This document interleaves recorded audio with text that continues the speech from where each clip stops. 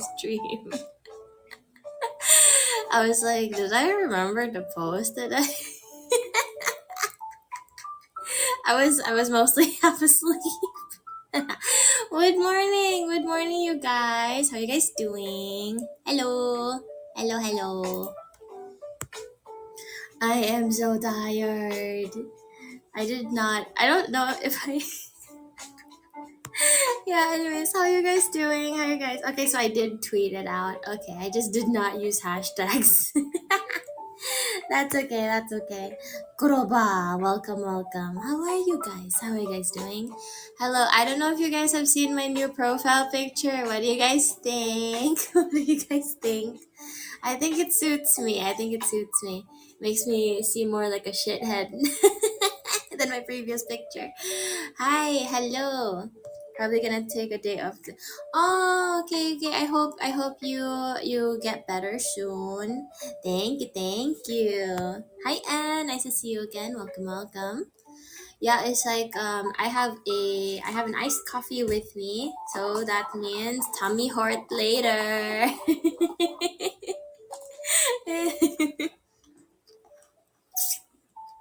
Yeah, it's like this is what bothers me the most about people calling me an alcoholic, because it's like, do you guys have any idea how rare it is for me to actually drink alcohol nowadays? It's like, yeah, sure, I'll have like the occasional beer or something here and there, but it's not like I'm drinking every night. What you should really be worrying about is my coffee addiction. Like, that's the problem.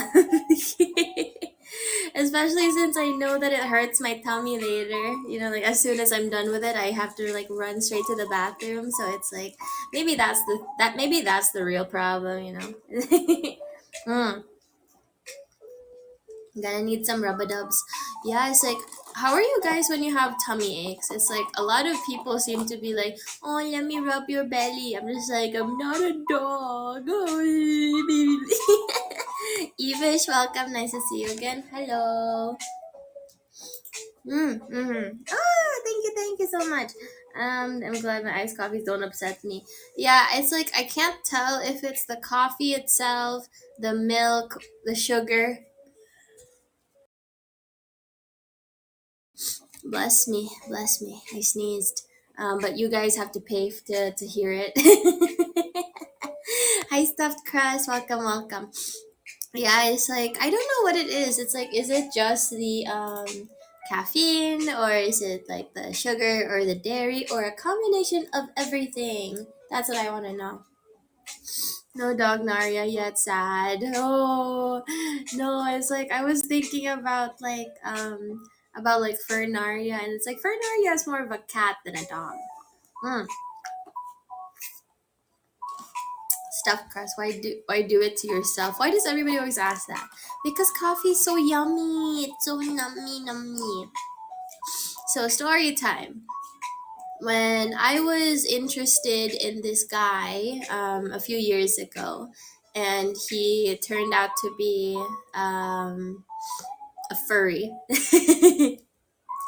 I remember when I asked him, it was so weird. It's like I was asking him. I was like, what animal do I come across as? It was so funny because it's like, why was I asking a furry what kind of persona I should have, as if it was like my spirit animal, or like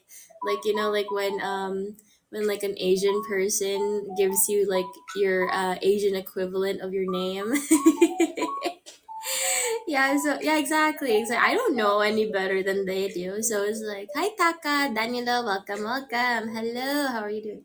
And I didn't even sleep, bro. I just woke up. I have a nice coffee to keep me going.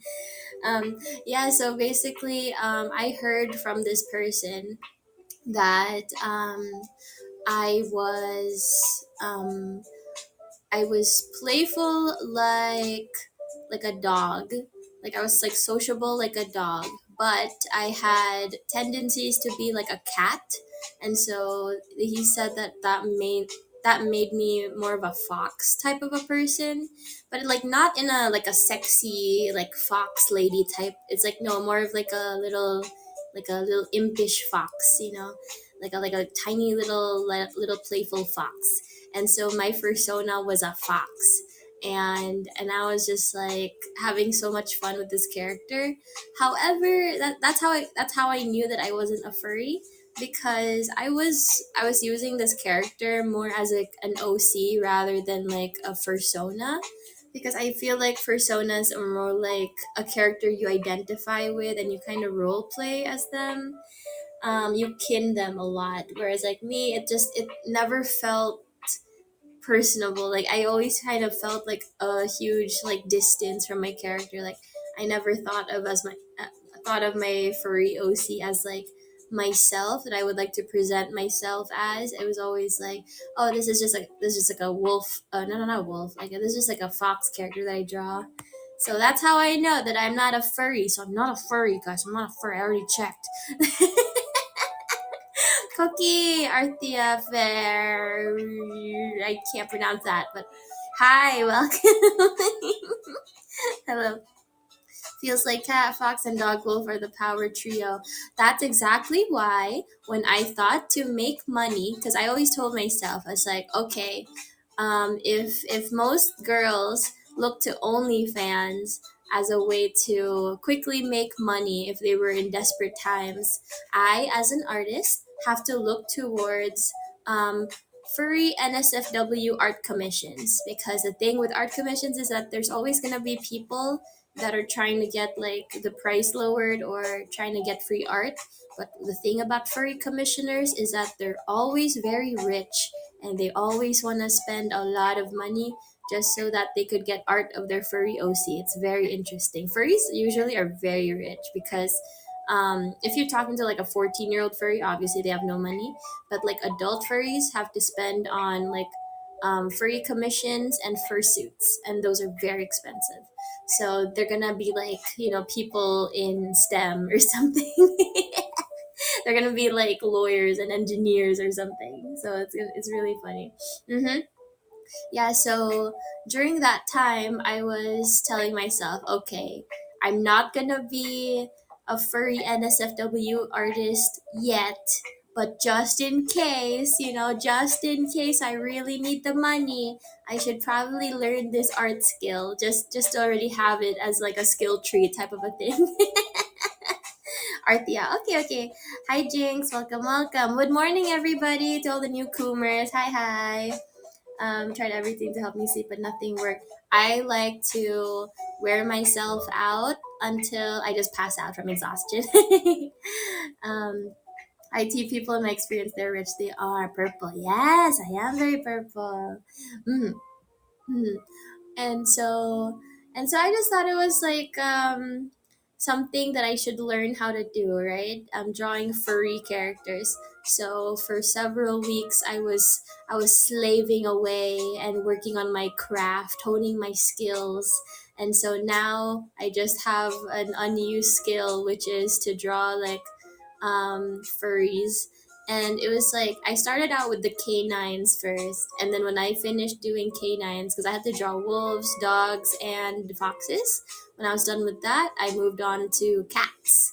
I never made it to birds or reptiles, but I do remember when I was in the first grade, I used to draw dragons a lot. I was really into dragons. Anime waifu and Pow Pow. Pow Paul. I don't know if that's Pow Pow 19 or Pow Paul. Welcome, you guys. Hello, hello. Next level are the torch. No! Hi, anime. Hello, hello. Yeah, so here's the thing, guys. In always have a backup plan, and then always have a backup for your backups. So it's like if this VTubing thing doesn't work out, I can always fall back on being an artist. And if that doesn't work out, I could always do furry NSFW, I suppose. um it's one of those things that okay. Okay, so how did this come to be? Okay, do you guys do you guys know about that story that happened with that one YouTuber, Pyrocynical, when he got exposed a couple years ago for being like a degenerate? because basically someone was trying to claim that he was like a predator or something, and so he had to expose his own DMs and his own gooner behavior just so that he could prove his innocence. And it was just so embarrassing because he had to basically come out as a guy who was into he was like an architect who was also into farting and furries. So that was just a lot, that's just like a lot, right? And so when that happened, my first thought was, if ever it came out that I was a furry artist, I hope the art looks good. It's like at least I can like accept it. At least I can like step up and just admit like, yeah, that's my art. Because like my worry was that someone might recognize my art style even if I draw like a human versus like how I draw like a person, how I draw a persona. And so that was my logic. I was like, if I'm gonna be exposed at some point as a furry artist, I hope the art looks really, really good. And that's why I insisted on practicing. Thank you. We love the demi humans. Yeah, exactly. I did notice like there's two types of furry artists. Like the furry artist that just draws straight up like just like cartoonish characters. It's just like a dog walking on hind legs, whereas there's like other furry artists that draw very, very humanoid animals. And the only difference is like their faces and maybe the fact that they have a tail, like a Beastars type of a art style. I was going for Beastars, but like the only difference was that the thing I didn't like about Beastars was the fact that everybody had human hands, which I thought was really creepy. So I made sure that my characters had paws. So it's like they had humanoid bodies, but they had an animal head, a tail, and like big hands and feet, Skibbity. Hi. So more beast than man. Exactly, exactly. Mm-hmm. Hi, good morning, Kashi, and everybody else who just came in. Yeah, so it's like you know, it's just a weird skill that I now have. Okay, like I'm hoping never to use it, but it's just like a hidden talent now. It's just like a hidden skill. Yeah, so unfortunately, that's just part of me now. I can't unlearn it. It can pay the bills. Exactly. Here's the thing, like I said earlier, you need to have a backup plan, and you need to have a backup for your backups, because in this economy you need to do whatever you can to make money. Okay, like this VTubing thing's not gonna last forever.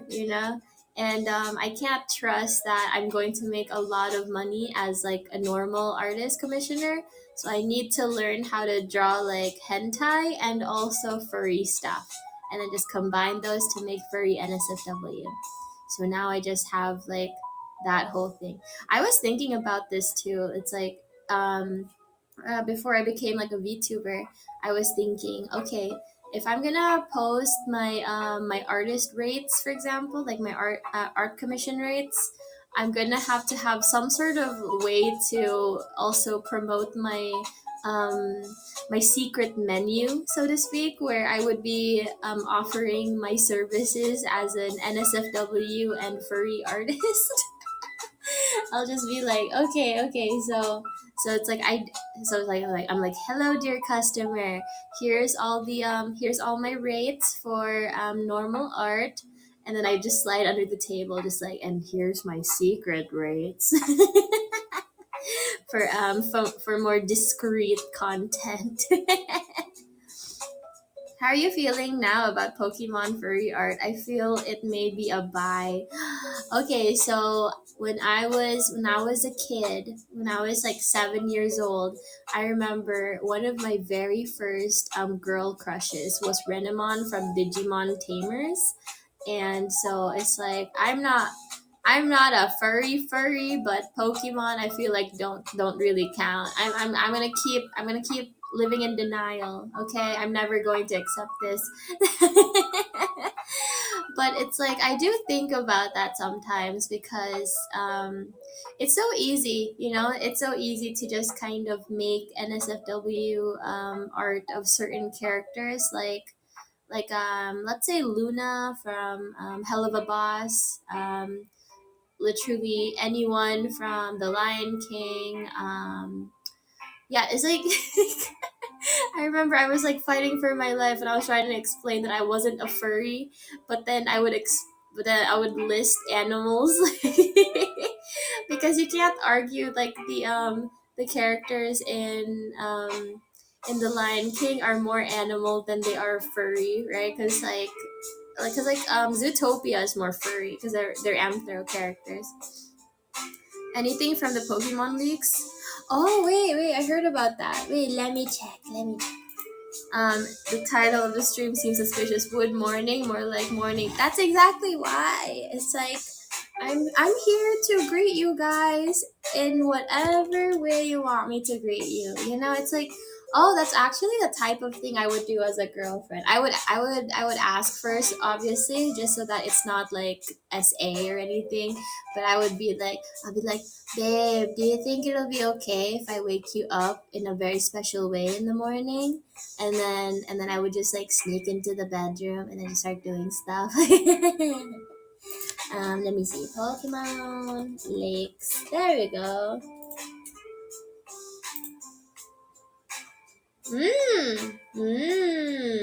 Interesting. So many Pokemons. It's like 1,000 of them already, right? I thought there's always been 1,000, but no, it's like it seems like there were just 800 up until like a couple gens ago. So I'm interested seeing like who's your favorite starter Pokemon, or like actually no, how do you judge starter Pokemon? Like when you pick a starter Pokemon, what's like the determining factor for you guys? Stake Slaking and Typhlosion story were horrendous. I'm gonna check that out later. Everyone memes about Vaporeon, little did they know. Oh no! Gen 9 is finally 1,000. Yay! I don't know what your name is, but I'll just say Leaf. Hello, Fallen Leaf. Welcome. I also pick based on how cute it is. My favorite, I remember, it was so funny because like people would be like, oh, let me pick this starter Pokemon or this starter Pokemon because of like the element that it has or like the stats that it has, and I'm just like, I like this one because it's round and cute. Final evolution and the typing of Pokemon, how well they do. And see, that's the thing. That's like an actual gamer type of decision, and I'm just like, I like this one because it looks goofy. How cool it is. Usually, whichever starter is cool or cute, right? Also, look at the final Evo since you'll be seeing it for most of the game.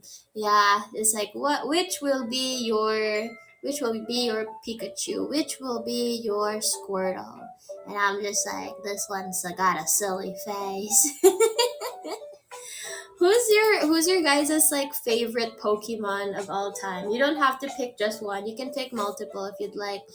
For me, I definitely really like Pichu and Mimikyu. And yeah, it's literally just because they look cute and silly.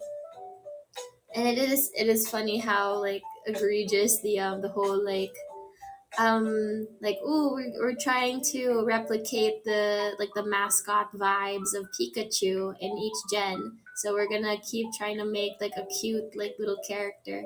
And then Mimikyu came out and he was just like literally blatantly, I'm trying to be Pikachu. And I'm just like, I relate to Pikachu. Not Pikachu, I relate to Mimikyu in the sense that he's just like a weird little guy that wants to be loved and he's secretly cute inside, you know? He's just like a little weirdo. He just wants to be loved.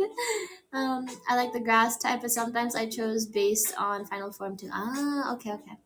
Um, My favorite starter is Infernape and Weird Ninja. Oh, okay, okay. Green Fox recently is cute and it turns into furry bait.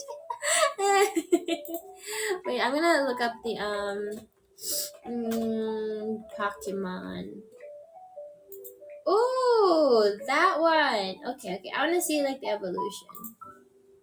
Uh, hmm. Hmm.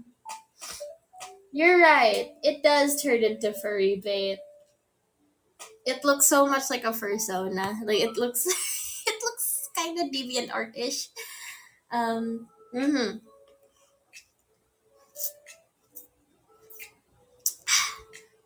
Ghost Fairy Fake Pikachu is wicked. It only has two weaknesses and it's great in battle. Ooh, fun, fun. I haven't played a Pokemon game since Gen 3. Really dubious persona. Oh, that's the thing too. I've never actually played a single Pokemon game. I tried playing Pokemon Go like a couple years ago, and by a couple years ago, I meant last year. Yeah, I tried playing Pokemon Go, and then oh wait, was it even last year? Or was it just this year? Like earlier this year?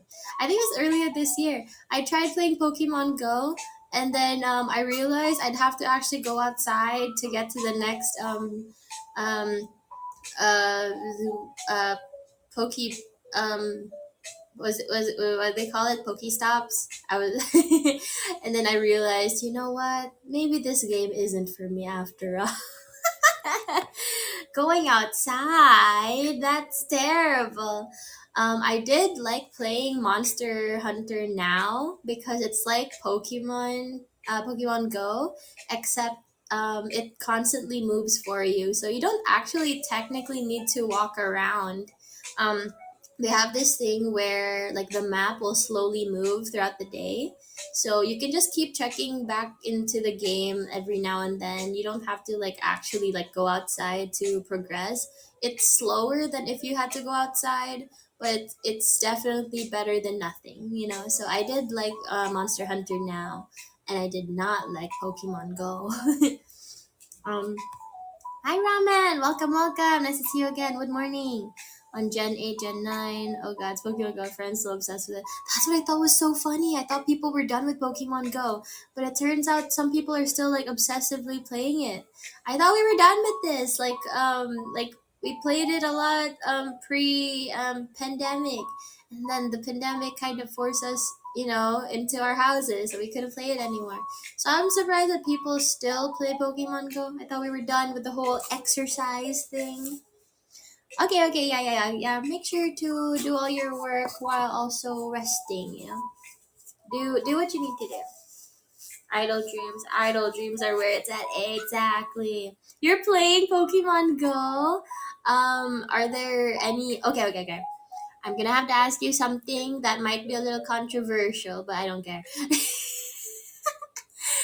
What are your like? Does it affect you? Like, what the update did to the Pokemon Go player models? Because I remember like people made a huge stink about the Pokemon Go models becoming more androgynous. I guess is like the word. What are your thoughts on that? And did it affect you as a player? Because some people think like, hey, I didn't want my character to look this ugly, bro. You can I think the main thing a lot of people were complaining about was that it wasn't like a third option. It just changed everything. And like their pre-existing models, and then it also ruined certain items, like clothing items were ruined because of like the model changes, because like certain clothing would clip really poorly. A lot of stuff in the game, like you can transfer your Pokemon, your phone to yourself. Oh, that's cool. I didn't know about that. Oh, interesting, interesting. Um, Screenshots made me laugh. Yeah, I know, right? They look so freaking silly. They look so silly. And here's the thing. Here's the thing. I think I would be very bothered if that happened to like one of my games. Also, Vape Nation, I'm so sorry for not seeing you earlier. But hi, Gluten Morgan. Bulbasaur, Oshawott because they're really cute and adorable, and the color schemes are great. I also base it off of color schemes sometimes. Like I like ghost type Pokemon because I like the little spooky energy some of them really give off. Making changes like that instead of just adding them as customization options is really stupid. Yeah, it like all it really does is kind of ruin the rest of the game. Like it's if you guys have ever tried coding, it's kind of like adding a single line has the potential to ruin the rest of the code, right? It's like you have a perfectly running code, you add something different that wasn't there before, and if you don't do it properly, you might ruin how everything else works. Something as simple as like adding an image to like a Microsoft Word document can move the entire document. It can like fuck everything up, and that's basically what happened to like the Pokemon model redesigns, because like they had to change like the pre-existing models. It was perfectly fine. It was perfectly fine. Looks bad. It doesn't ignore him. I don't customer. Oh, that's the thing too. The only reason I even wanted to play Pokemon Go was because I saw a bunch of people at the height of it. I saw a bunch of people showing off their Pokemon characters, or like their trainer characters, and I was always feeling a bit of FOMO. I was like, oh, I kind of want to play it because like I want to dress up a character.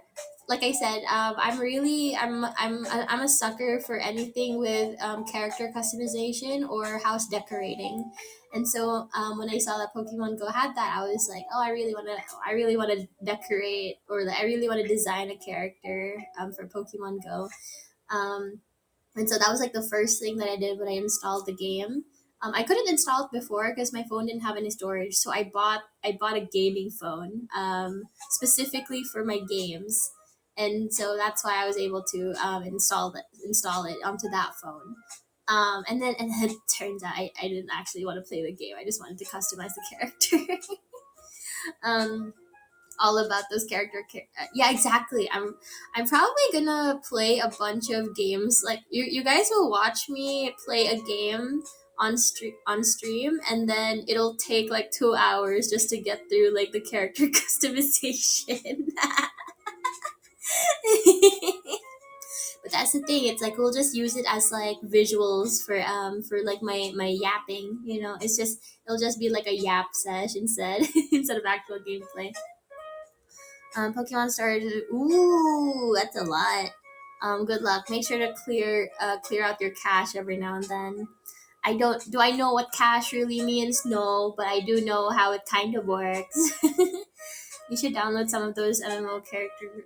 Ooh, maybe I should do that. I should just like download a bunch of games like Final Fantasy 14 or like Skyrim. Wait, does Skyrim have character customization, or do you play just like some preset characters? I know my friend wanted me to play Fantasy Star Online too, and I do know that that one has character customization. I tried playing it on my dinosaur laptop last year, but it lagged way too much. So while I was able to design a character, the gameplay suffered for it, and so I just like had to stop playing it. Skyrim has a character creator, insane amounts if you have mods. Ooh, yeah, maybe I should just do that. Like for yapping streams, I should just like I should just do like character customization and then nothing else. I'm not gonna be gaming. This is the gameplay, you guys. This is like 2 hours spent in Animal Crossing just to dress up my character. That's the gameplay. Throne and Liberty have a good ooh sold. See, okay, that's also the only reason I want to play Baldur's Gate 3 is specifically for the character customization. I'm a sucker for that. It's like that's the one thing that you could convince me to play a game for. It's like if you're gonna convince me to go out in real life, it's you can convince me with food. And if it's for a game, you can convince me with character customization. Tyler, welcome, welcome. How are you doing? Good evening or good morning, whatever time it is for you. So so yeah, it's like I already have some games in mind.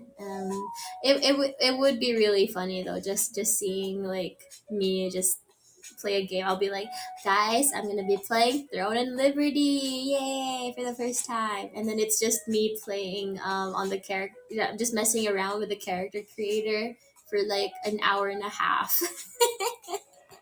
And then you guys will be like, oh, what's taking so long? I'm just like, I can't decide if I want green eyes or if I want purple eyes. It's like it makes such a big difference with the character.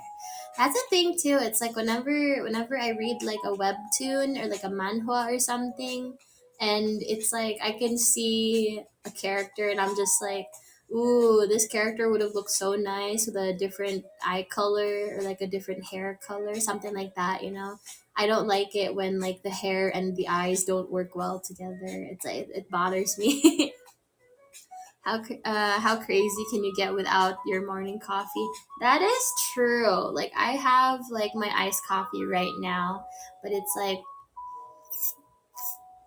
imagine if I was just drinking like a Monster Energy or something. I do wonder if I actually do get some sort of reaction with Monster or Red Bull because I don't drink energy drinks. So I don't. I feel like they don't really work on me. So I wonder if I drink like 2 cans of those things, I wonder if that actually like gives me some sort of energy boost or if they make me crash. I feel like the sugar crash is gonna be more evident. Well, good morning, Akano. Hello, hello. Hi, hi. Speedrunning Monster Hunter by spending 40 hours in the character. Shush, shush, shush. That was the thing too. I absolutely hated that about Monster Hunter Now. Monster Hunter Now is the Monster Hunter mobile game, and it works literally the same as as Pokemon Go, and it's fine. It's just I don't like that you can't use cosmetic items. So in certain games, I don't know if you guys have experienced this, but like in certain games, you can make it so that you can have the stats of one item, but you can make it look like a different item. So in certain MMOs, I'll have like these high leveled items, but since none of them match, I don't like using them at the same time unless there's uh like a feature where I can use like a different item for as a cosmetic item, you know.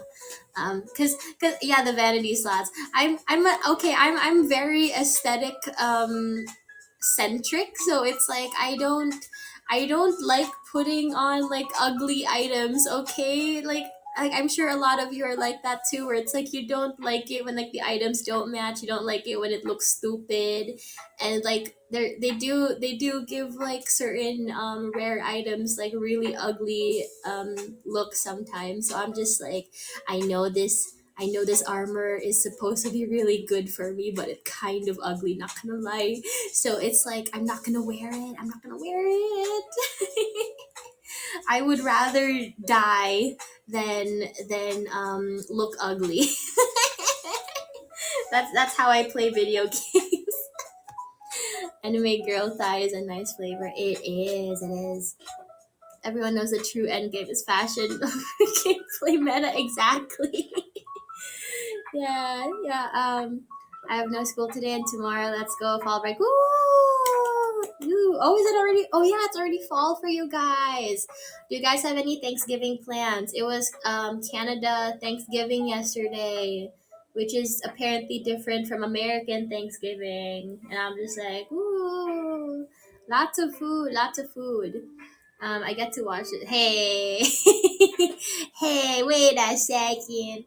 The Venus gamer. I swear, it's like this is why I have I respect artists that draw ugly characters on purpose. Like have you guys ever heard of Pop wait, was his name Papa Meat? Was that his name? Hang on, is that the YouTuber's name?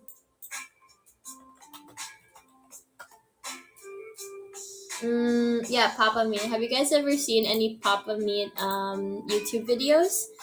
The thing with that, right, is like he purposely make ugly caricatures of like actual people, and so I hold these types of artists in high regard because I can't draw ugly on purpose.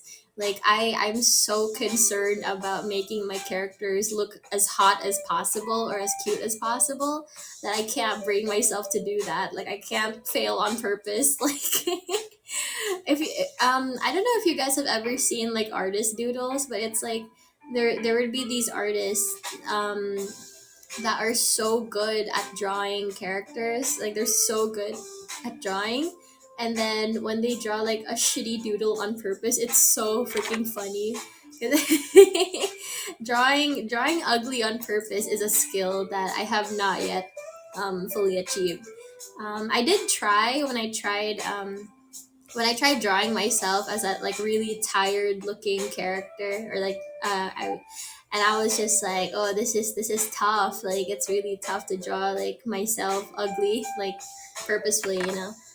So if I had to do that for a video game character, I don't know what I would do, because I watched some troll gamers on YouTube, and they purposely do gameplay videos where they mess up on purpose just for like comedic effect. And so they make like the ugliest character, and then they play in like the worst possible way just to break the game, you know, just for content. And so I like I don't think I could handle that. I don't think I could look ugly on purpose. It would be funny though. It would be funny to do that. Papa Mia thumbnails a bit wild, but remind me of Fallout. Ah, okay, oh, yeah, yeah. But it's like yeah, just very interesting content. Yeah, that's it. It's supposed to be unsettling art. So creepy and ugly and good, right? I think that should be like some sort of like milestone or redeem or like dare or something. Just play a game with an ugly character. I think Meat Canyon. Oh yeah, I think that's the YouTube channel. Yeah, no, Papa Meat is somebody else. I think. Wait, oh my god, these fucking usernames! I swear to God. Yeah, wait, is Papa Meat the same person as Meat Canyon? Is that his name? Yeah, but the Meat Can no, Papa Meat is his actual like that's what he calls himself, but like Meat Canyon's channel, I think. Yeah, I think that's how it works. Is his alt character? Ah, thank you. Meat Canyon is yeah. But yeah, I think thank you, Akana. But yeah, no, it's like I think I should, as a person that's so concerned with aesthetics, I think that'll be a personal challenge of mine, where I have to challenge myself to play an ugly character on purpose. Like maybe I could play a Sims game or something like that with like a butt ass ugly character, and I'm just like, okay, it's like, look guys, this is Jiminy Billy Bob. He's bald, and he's really round, but only in his belly, because like his arms and legs are like really skinny, and he has big feet, and he has a mustache but only on one side of his face. Hi Jen, welcome.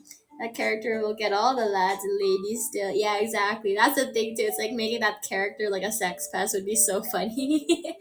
He'll hit on every single person he talks to. Like that's how like the Sims character will run around. There is that game that's coming out in Zoe, which is supposed to be like a mature Sims competitor. But I'm gonna be honest, from what I've seen so far, in Zoe is good when it comes to character design, but not much else. I think it's more of a Zepeto than it is a Sims. alternative. If you guys don't know, Zepeto was like this game thing that a lot of people were playing at the start of the pandemic. I never got to play it, and I didn't really have any interest to play it. It's just something that I noticed. Like a lot of people were playing both Zepeto and Animal Crossing at the time, and so I think I might just do that where it's like I'll make like a hot character and then like an ugly character just to compare, I'll just it'll be like the Concord challenge, like making an unappealing character like on purpose, I'll make them androgynous and like cover them up in weird clothing and make it so that their color palette is as disgusting as possible. Like I'm not afraid to say that. We all know Concord looked really weird. Like it was a boring game with ugly characters. Like I'm not afraid to complain about that. It's like the characters themselves weren't ugly. It's just the way they were put together. It's like it's like I don't care what shape the characters were in or what their faces looked like. They looked fine. It was like a hyper realistic looking cast of heroes. The problem was the way they were dressed up, I think. Like that was like the main thing that I noticed about Concord was that their color palette was just disgusting, atrocious, really. And they didn't know anything about shape language or translating their hero roles, their classes, into their design. It's like you could not tell what character was what. You couldn't tell a healer from like a tank. um, Finally found out that Pokemon is lost. Oh wait, you only found out? Yeah, it's been happening. Yeah. Could be fun challenges to do in Sims. I watched a series where the host made characters of all their coworkers and stuff. I thought about doing that for the Nexans, and then because like whenever I play The Sims, I always just play one character at a time because it's like I'm trying to actually like succeed as a household, and all I want is to breed. So it's like I meet a nice fella, and then we have a kid, and then that kid gets a partner, and then they have a kid or something. I think there was like one time where I had like two kids for one of my characters. And so I just kind of do like a generational home, where it's like you have like the grandparents, the parents, the kids. But I've never had a household where it was just like a lot of characters all at once and they were all just housemates. Like it was like a big brother house. So that would be a really interesting challenge where it's like I think I would have to ask for permission first, though, just so that I don't bother any of the Nexans that don't want to be included in that type of thing. Because, like, what if I include someone who didn't want to be included and then, like, I murder them in, like, a horrible house fire?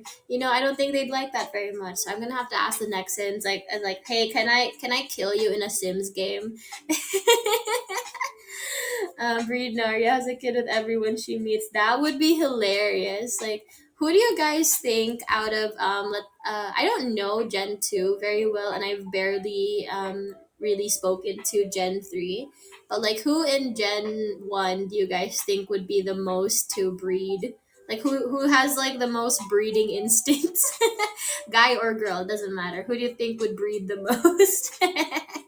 Mm.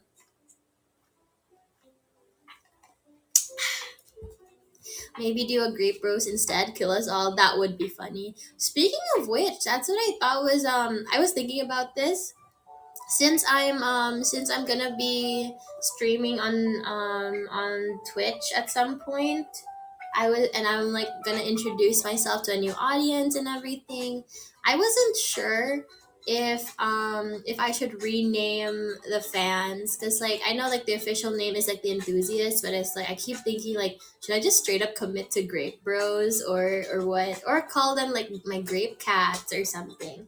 I don't know. It's like it's already in the wiki, so I don't know if I could get it changed.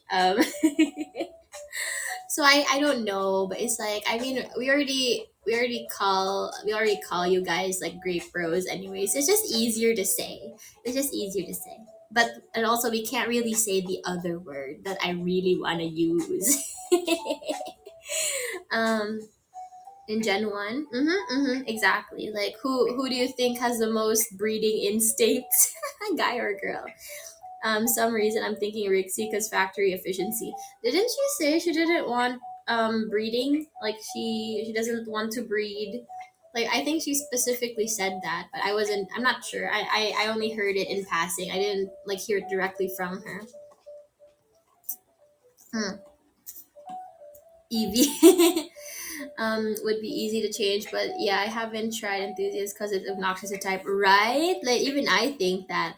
I was just trying. It was something that the staff asked us to come up with early on, before we like months before we debuted, and I hadn't really figured out like the types of vibes that I was gonna go for. Like I said, prior to my debut, I was going for a very different vibe. I was gonna be a little bit more elegant. I was going to be a bit more regal, so to speak. But then I thought, you know what? Fuck that. That would be funny though. Should I prank the Twitch viewers during my debut and just like straight up act like a very very different person, and then I'll just kind of be like just like oh good morning boys and girls, how you all doing, my name is Enaria. uh, yeah, we're just let's just prank the newcomers, let's just prank them. Hi Ted, welcome. Hi. Hey, it's kids. So it'd be amazing if her sim has tons of kids.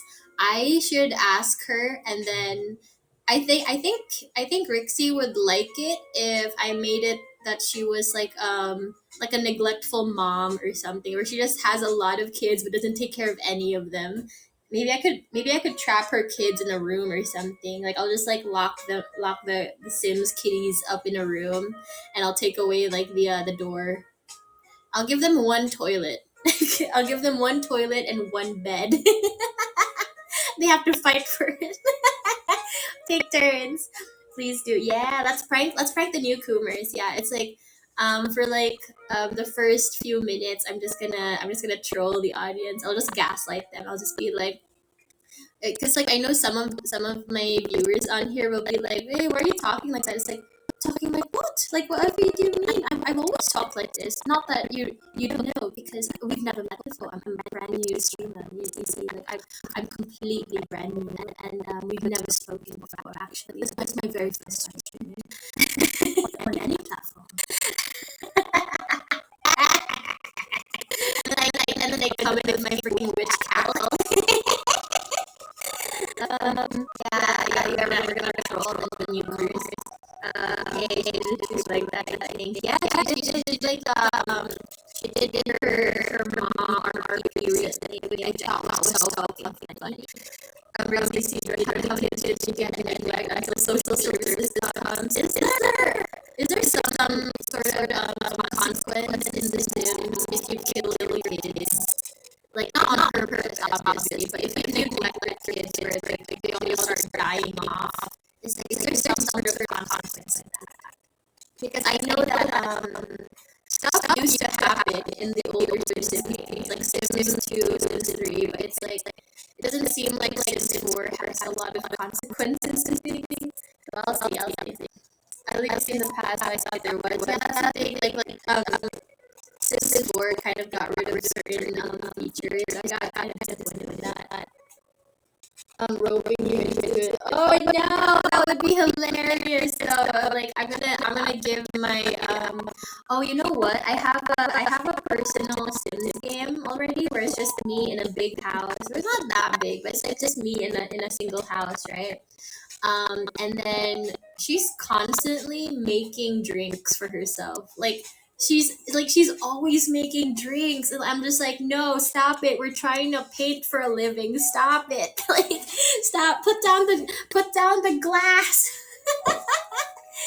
like I have to keep like stopping her actions because she's constantly going over to the bar to make drinks, and then I started regretting putting it in the patio. Drunk Naria is real. Yeah, it is. It's so sad. But yeah, no, it's like I think it would be really funny. Okay, so maybe we could brainstorm this actually while we're on the subject, because this seems like a really funny thing to put in like in future streams. So Rixie will be like a game developer type of a Sims, like because like we have to like think about their careers as well. I think she would be like a game dev or something like that.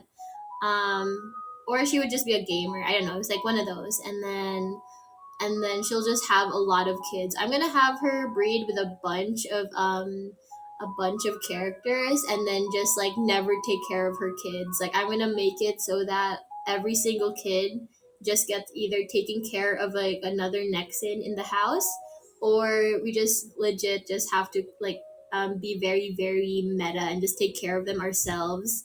And then when they're a bit older, we lock them in a room. Maybe they'll fight to the death. We don't know. We'll see. And then who else? I feel like Nano would talk to ghosts or hang out with the Grim Reaper. There is like a Grim Reaper event happening this month, so I'm visiting The Sims like every couple of days just to play for 2 hours, just to do that. But like other than that, I haven't really been touching The Sims. Battle royale at home. Yeah, exactly. It's like the Nexans aren't gonna fight each other, but it's more like think of the Sims house as like a Big Brother show, except everyone just is like we're just trying to see who lasts the longest. Someone is going to die at some point, so it's like we're just gonna see who makes it to the end. Like it's not even like survival of the fittest. It's all just like a bunch of like skill issue. Hi, germs. What's so funny? People keep mentioning Germa, but it's like I don't think I've ever seen a single clip of Germa. I keep seeing him referenced, but I've never seen a viral clip of him suggested to me before. So I think that's very interesting. Good morning, Jazak. Hello, hello. Now, okay. So I'm trying to see like from all the available Sims careers, like who would be what. I honestly like I I can just cheat, right? I can just use like a cheat code just to avoid having to worry about money. So maybe we don't even need to have careers, and we just have the Nexans having hobbies instead of careers. Actually, watch it. That's okay. That's okay. That's like the first thing I thought when I saw your username. Um, is Derma a Twitch streamer? Because I don't think I've ever really seen him on YouTube, so I wasn't sure. If you can get enough Nexans, and honestly, even just 3 Nexans is fine. But it's like considering I have a feeling a bunch of them might ask. Like we might have to like keep adding new characters, and then maybe I could have like the Nexan like collab as well. We'll see. We'll see. But it's just something for the future. We'll have like a running like a like an ongoing series. It's not gonna be every stream. I'm not gonna be like a Sims gamer or anything. I'm not gonna be like a Simmer streamer. But it is something for as a possible idea for future streams. Piranha, na, na, na, na, na, na, na. Hello, Lady Red. Welcome, welcome. How are you? Hope you're doing okay. Hi. Um, Maybe some wheel you can get to spin to introduce. Oh my gosh, that's brilliant. Yeah, we might actually, that actually sounds so funny. Like we'll have like a wheel of misfortune, It's like we'll just be like, okay, and then we'll spin the wheel, and then it's like random pregnancy. Okay, guys, let's pick a Sims to get pregnant by like a townsfolk. Let's pick a random character to get pregnant. Get pregnant. um and start small with a few Nexans, well, then you can expand. I think that would be really good.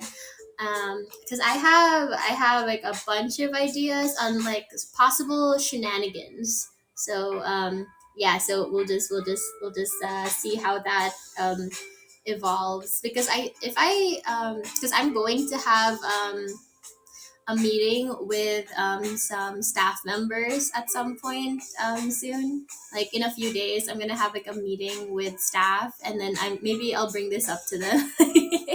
I'll be like, I have a great idea for content, guys.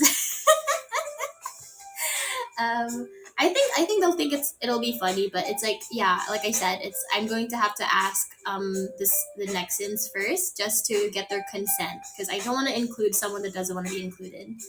um Vape Nation, what you say?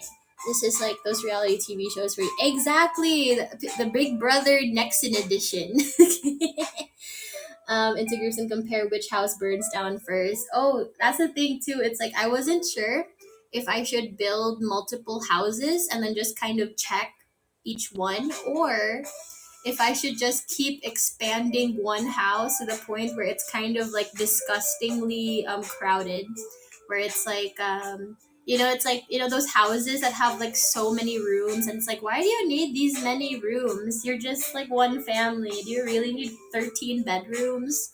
So I was thinking something like that would be funny for like the initial streams. Sims 4, you can have a neighborhood, right? You can create multiple.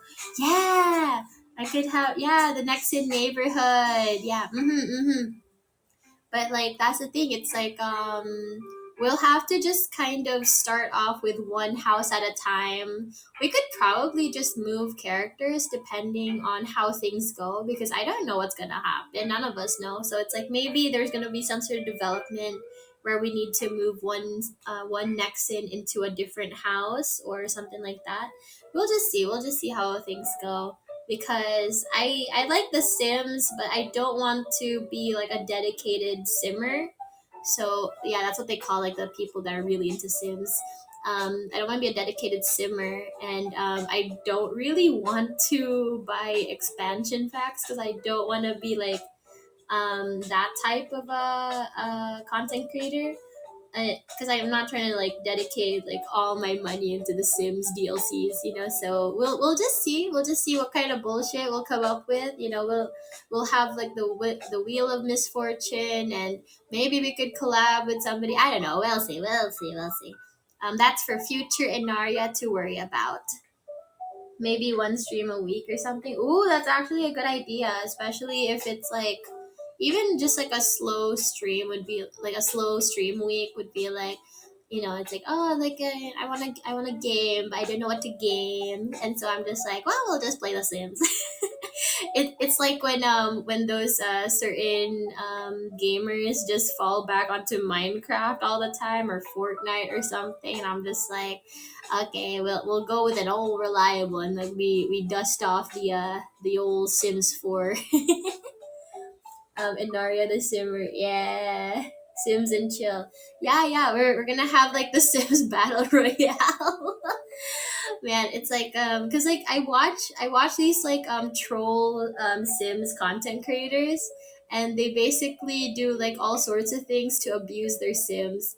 And I'm gonna be honest, something that always appealed to me about The Sims is that you basically act as a god. You watch over everybody, you control their actions, and I know God's supposed to be like, ooh, free will. And I'm just like, no, I'm a malicious being. I'm not here to be your friend. I'm not a benevolent God. Actually, like the opposite. I'm here to cause mayhem and interfere with your daily life. so so it would be interesting, because like that's how I am when I play something like Minecraft. Every now and then I'll just copy my world just to blow it up, like. I don't know. Have you guys ever played those world sandbox games where it's basically like you can make islands, you can build civilizations, you can add like natural disasters to them, like and I do that a lot, where it's like there's just something so fun about destroying something you've built, you know. It's like I admire it. I'll be like, oh look, my villages are thriving. Time to introduce famine or disease or war, or just explode everything with comet with it with asteroids, you know. Yeah, so it's like we'll see how it goes. We'll see how malevolent I become as an overseeing being. I like the wheel idea more, but wonder if there's a crowd control thing for Sims. We'll see. Because I do know about that crowd control thing. I just don't know how to implement it yet. So we'll have to experiment. Because I saw all the extensions that you could get for Twitch, and then I was just like, what do any of these mean? I'm too stupid. So we'll see how they operate, because like I am intrigued by the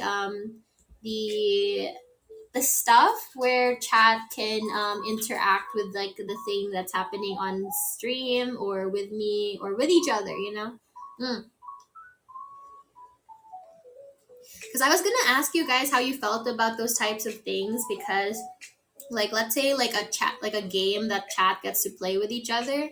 I wasn't sure if you guys would find that entertaining or if you'd find that annoying, because it's like I feel like it encourages interaction with each other, but I also don't know if it's just like disruptive to the stream. I don't know what how you guys would feel about that. Might be easier to have your own wheel than borrow some of the ideas. Yeah, I mean there is like a wheel thing, and then I could just like add stuff to it. So yeah, it's like I like the wheel thing too. I like the wheel of misfortune.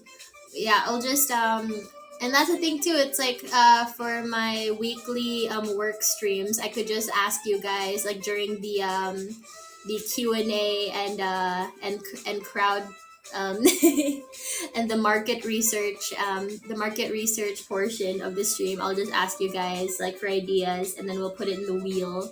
You know, it's like, oh, like how did you guys enjoy last week's Sims game?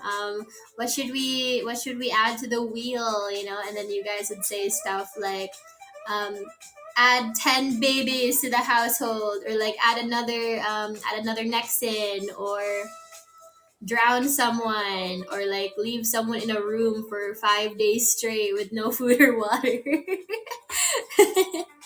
Oops, 100% bladder, exactly.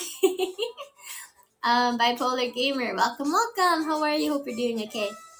Yeah, so we'll see, because I want you guys to have your input as well. She watches gay cowboys once, and now she wants to watch chat play with each other. What? I mean, to be fair, I am a voyeur, so. Shh, shush, shush, shush, shush, shush, shut up.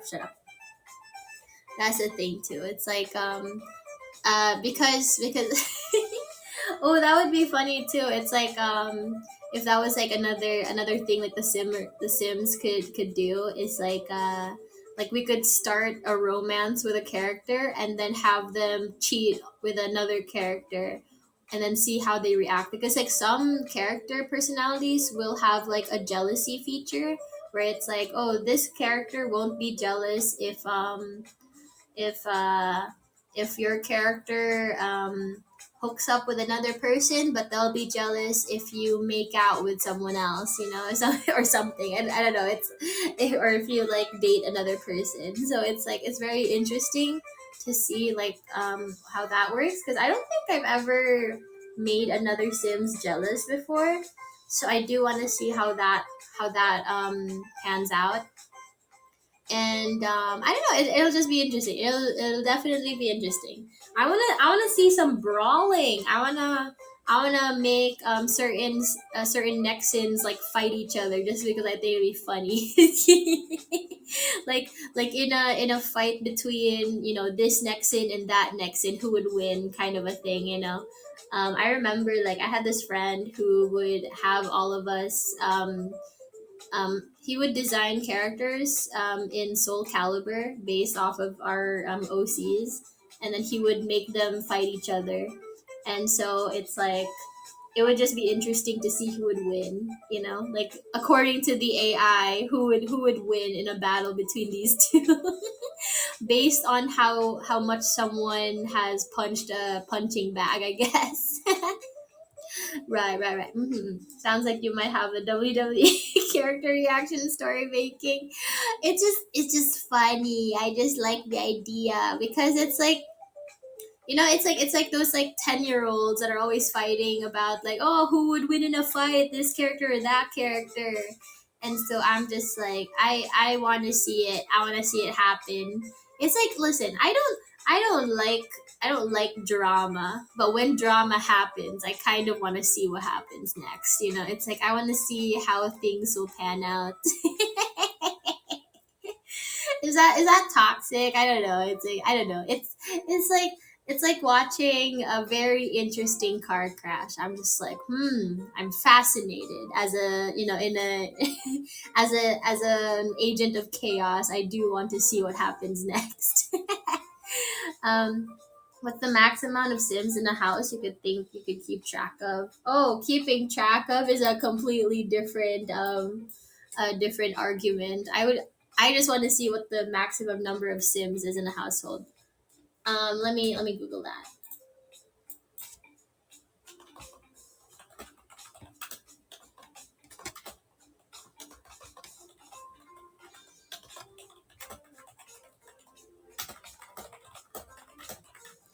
Hmm.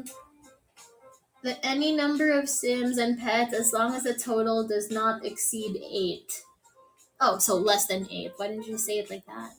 Okay, so you can only have 8 at a time. So let's say if I made one Sim for every Nebulink member, I would need to have two households basically. So I'm just like, okay, so if it that's why I wanted to make it so that it's only willing participants, so that I wasn't making certain jokes about Nexans that did not want to be involved.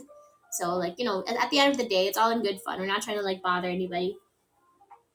So yeah, I'll probably have to just straight up ask that in like the Nexus server. I'll just be like, hey guys, for my stream, do you guys wanna be included? Yeah. So I already have an idea on who would be interested, but just to be safe, just to have it in writing, just for visual evidence to be used in court. I just need to have it like as like in writing. I can't be asking them like in passing on stream or in a VC.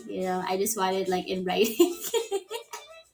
Always have the ability to screenshot these types of things. So yeah, apparently only 8 in each household.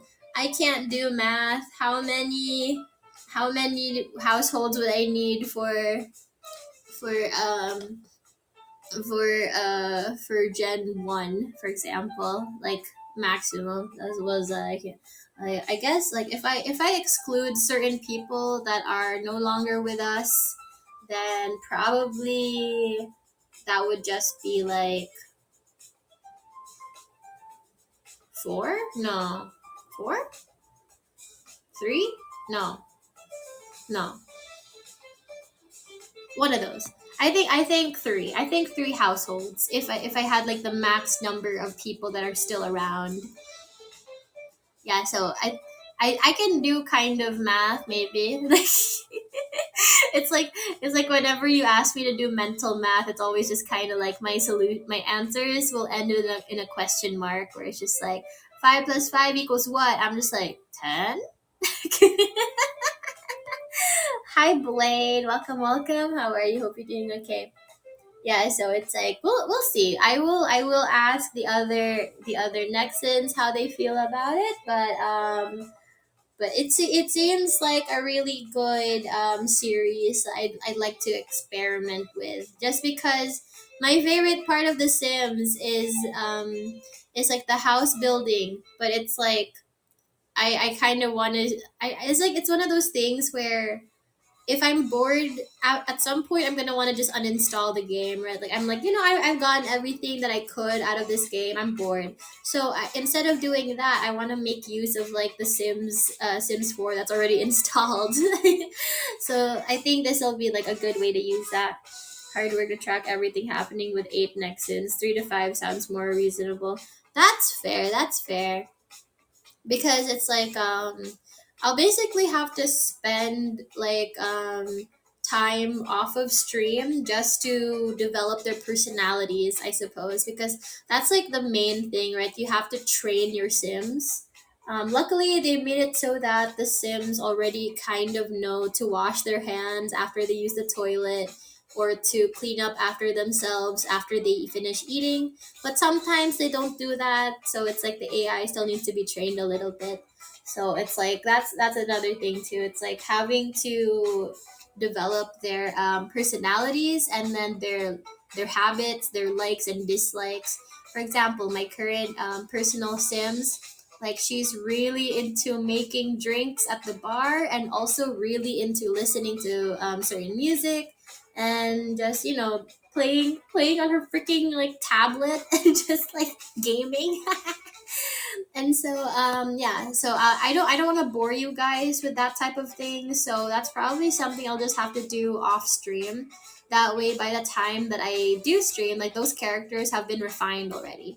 But maybe I could like do like the character customization on screen with you guys so that you guys can have some input. I'll be like, guys, like, do you think this looks like this person or not? Because I refuse to play the Sims with paid content. I don't want to be like buying all sorts of packs because that's exactly how EA wants me to play it. That's and I'll be playing right into their greedy little hands.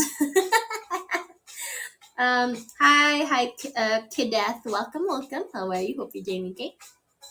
So it's like in order to avoid capitalism, we are going to be playing the base game and nothing else. I did buy a clutter pack, like an everyday clutter pack, but that's it because it was like one of the cheapest items that they had on the store. So that was the only thing that I bought. But like I refuse to buy any other Sims packs. So we are mostly working with everyday items and base game. And so we're going to have very limited clothing and hair items, but that's why we have to be really creative with it.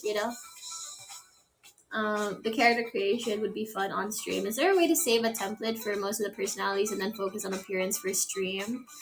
I mean, I guess we could just because like you have the ability to change their personalities using I forget if it's like a certain setting that you can just adjust or if you have to use like a cheat code or a potion or something. I'll look into it, but yeah, it's like I wanna be able to customize the personalities and then just like edit their appearance. Well, I mean, or I could just do that where it's like I'll pre-make the character, like their personalities, I'll pre-make that and then we could just go into the game. Like I'll start up the stream and I'll be like, guys, okay, so we are going to be redesigning this Sims who is going to represent this Nexon. And so because like you can easily change the appearance of a Sim, but like their personality is a bit more complicated to adjust. So we'll see. I don't remember. I've never done it. Um, I'm going to download Sims. Yeah, because like it'll be fine because it's like you can play Sims however you want. You could focus on the lifestyle, the life sim aspect. You could focus on the house building aspect, which is a lot of what I consume actually because I like those troll content where it's like, oh, like 100 babies challenge. But then there's also people that just use The Sims for like interior decorating, which I really, really like. I wanted to be an interior decorator or interior designer when I was younger, actually. When I was still deciding what to study in college, I wanted to be an interior designer. And then I changed my mind. um, and then so I do get interested in those types of house building streams and videos. And then there's also the people that just that just focus on certain like troll challenges or something like that. So we shall see. We shall see how this all works out. It seems very fun, and you guys can play along. I'll be like that cool Sims streamer, and I'll be like, okay, guys, if you want to be able to turn off the ability of dying, so that you can live forever and not be affected by things like house fires, turn on like turn off the death toggle, and that is I'll be so cool. I'll be the one with all the hacks. I'll be the one. I'll be that one with all the cheat codes and stuff. So I'll feel so cool. Hack Naria, yeah. Just be like, it'll be very fun. So yeah, it's like and that's the thing. That's the thing that I really like about it too, is that the Sims 4 base game is free now. So you guys can just install it yourselves, and since we're not going to be using any specialized packs, you won't actually like struggle with like making your own Sims house or something like that. So yay, because like that's the thing that I like about the Sims interior designers. Like they use items that I wouldn't want to pay for. So I can see how it looks in game, but I do feel a little bit of FOMO sometimes that I don't have certain items. But that's not the point. I'm not trying to just decorate a house. I'm also trying to use the Sims as like a life sim. So it's like you guys can play along, you know, be like, okay, guys, like what are you guys doing with your Sims these days, or something like that. I was thinking if you'd want Grape Bros to submit their characters to randomly put in the neighborhood, that'd be so fun. We could have like a special Grape Bros house, and we'll make it more like a frat house, because I do like the idea of making it so that it's like a proper like just a group of fellas, you know, just a group of guys, just some dudes, just guys being dudes, dudes being pals. So it's like maybe we could make the Grape Bros house like a frat house. Um, Sausage parties all day, every day. Exactly. We'll have them like be raging alcoholics. They'll have like terrible sleep schedules, and they'll all be unemployed. Maybe one of them will be a pizza guy, but like most of them will be unemployed. I know you guys actually do have jobs though, but it's like it's just funny thinking about like you guys as like just a frat house, just like a bunch of college dudes. Yeah, we're gonna have like huge like ragers, because there's always that one neighborhood house, you know, it's like in the burbs. There's always that one house that like a bunch of people are partying in, and it's so obnoxious, and it's just like this is a quiet, lovely, and pleasant neighborhood, and you're ruining it with your attitude and your obnoxious loud hip hop music. I wish life could be like right, yeah. Yeah, I think if I were to download more DLCs in the future, it'll probably just be like the career DLC, and also the the college campus DLC, or whatever it's called. One of those things. It was like a school DLC. I do not want to focus so much on the babies, because it's like I think the babies are just, they're more of a plot device than an actual character. So we're not gonna focus too much on that. Although it would be funny thinking like it's like, okay, we're gonna have these two Nexans have a baby, and that baby will be another Nexan. That would be pretty funny though. It's like I barely watch at my job, or I barely work at my job, and I always drink after work, so it's not inaccurate. Hell yeah, hell yeah. I like to joke about how I drink for work.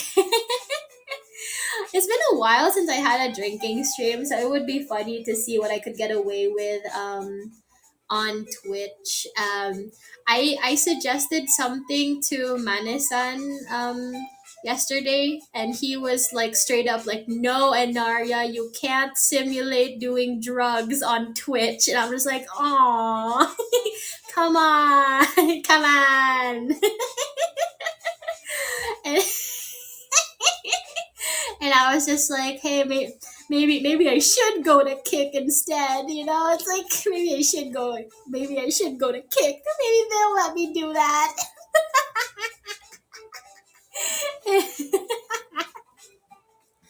I swear to God, I'm constantly trolling the staff members. Twitch has a boner for punishing VTubers. Hell yeah, dude. And I like being punished. Don't tell anyone I said that. Like it's just a secret between me and everyone who watches this stream. But yeah, it would be funny to bring that up to our other staff member during my meeting. Masonaria, no, no, don't hurt me, no. Oh no, I just happened to drop something, and I'm gonna bend over to pick it up. Oh no, I hope nothing happens to my backside.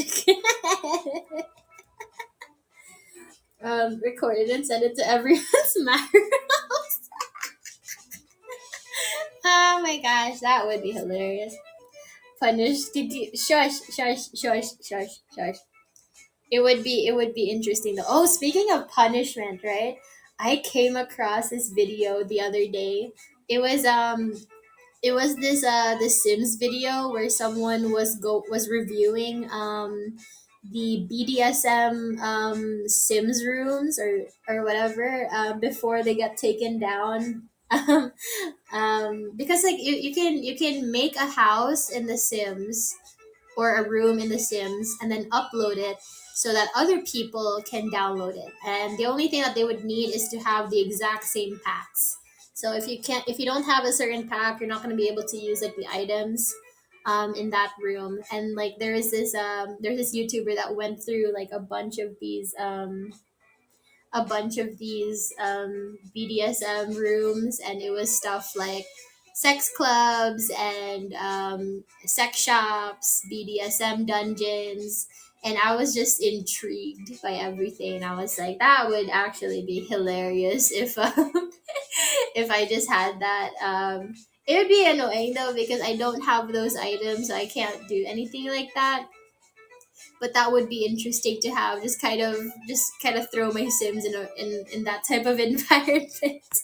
And it's like, okay, baby girl, we're gonna be sleeping because you're exhausted, but you're gonna be sleeping on a sex bed right now. So I'm sorry, but you're gonna have to do it on there with all the stains on the sheets still. So yeah, maybe we'll see how it goes. Okay, we'll see. Hmm. So, aside from the Sims content, what do you guys think would be fun to do for streams? Because I'm already planning like the art streams, and I do want to have like a first impressions type of streams. Just because I want you guys to see how I feel about certain games. Like I haven't touched Genshin Impact the entire time it's been out, and so it would be funny to like show you guys like how I feel about like everything. Just because it's like I've never really played games like that before. I don't play a lot of these like gotcha games for a reason, because I feel like anyone has the potential to be addicted to gambling, and gotcha games are like baby's first gambling addiction, you know? Like literally like the one of the most popular games for little kids, like middle schoolers, is like Gotcha Life and Gotcha Club, so it makes sense why Genshin Impact and like Hoyoverse type games, like they're so popular. There's that trading card game shop. Oh yeah, I saw somebody playing that, and I was like, is it really that fun? Like I can't imagine that's any more fun than any other type of simulator shopkeeper game. So it's like, is it really fun? Like, do you guys think it's fun to watch someone play that? Um, far as stuff is you can do on Twitch now. Yeah, it's like I do want to play grocery simulator just because I've never, oh, I don't know, grocery or supermarket. I think it's supermarket simulator. I've never worked in a supermarket before, so it would be fun to earn a minimum wage for the first time. I think Vita's been playing it lots recently. Ah, okay. I think I saw it was maybe it was Kenzo or something. I think I saw them like wanting to play it. So I was just curious about that game. But it's like I don't know if it's fun to watch. That's the thing. Like there's lots of games that I enjoy playing like by myself, but I don't consider fun to watch, because it's like it's either repetitive or kind of boring. Cuz like the thing that I believe is important when it comes to picking a game to play on stream is like what would the viewers gain from this, like whether the streamer has good reactions to the game or commentary about the game, or the gameplay is just that interesting. It's like I think it depends on a combination of both. Like if you need to have good commentary or reactions from the streamer while also having an interesting enough game, because then there's other games that are just kind of there for chatting streams. Um, like for example, like Osu is a good game to watch like for gameplay, but then something like the unboxing or whatever it's unpacking game, like that's good for like chatting streams. Like it's very it's like the type of game that you could play when you're dissociating. I'm still holding out for Super Seducer. Come on, it makes me embarrassed. I would rather play a furry dating sim than Super Seducer on stream with you guys. It's so embarrassing. Like I'm gonna get shy. There's also Class of '09. I don't know if Class of '09 is really that fun. Though. I saw a bunch of people playing Class of '09, and I was like, I don't know. Like, do the viewers like it that much, or is it just like a popular game in certain circles? Because that's a very common thing too. Like as a VTuber, there are these games that I notice like all the other VTubers are playing, and I'm just like, is it just popular with VTubers? Like, why is everybody playing the same games? Did Soma play it? I can't remember. Do you mean Class of '09? Mm, I can't remember if Soma played it, but I do know at least one Nexan played it. Maybe it was Lulu. I don't remember. I don't really watch like the Nexans play games. I watch their other content. I don't know. It's like I feel like I can't get into a gameplay stream if you're already like how many episodes in. It's like if you're already like halfway through the game, I'm just like, wait, I have no context. Yeah, that. I do like the idea though of playing really cursed dating sims with you guys, because I don't think you guys will enjoy watching me like getting all giggly over like actual like romantic scenes, but I think it'll be funny to like have everybody suffer with me through like a furry dating sim. We're gonna go talk to like our werewolf boyfriend. And then he's gonna talk about like breeding and whatever. Wolf Kid, no!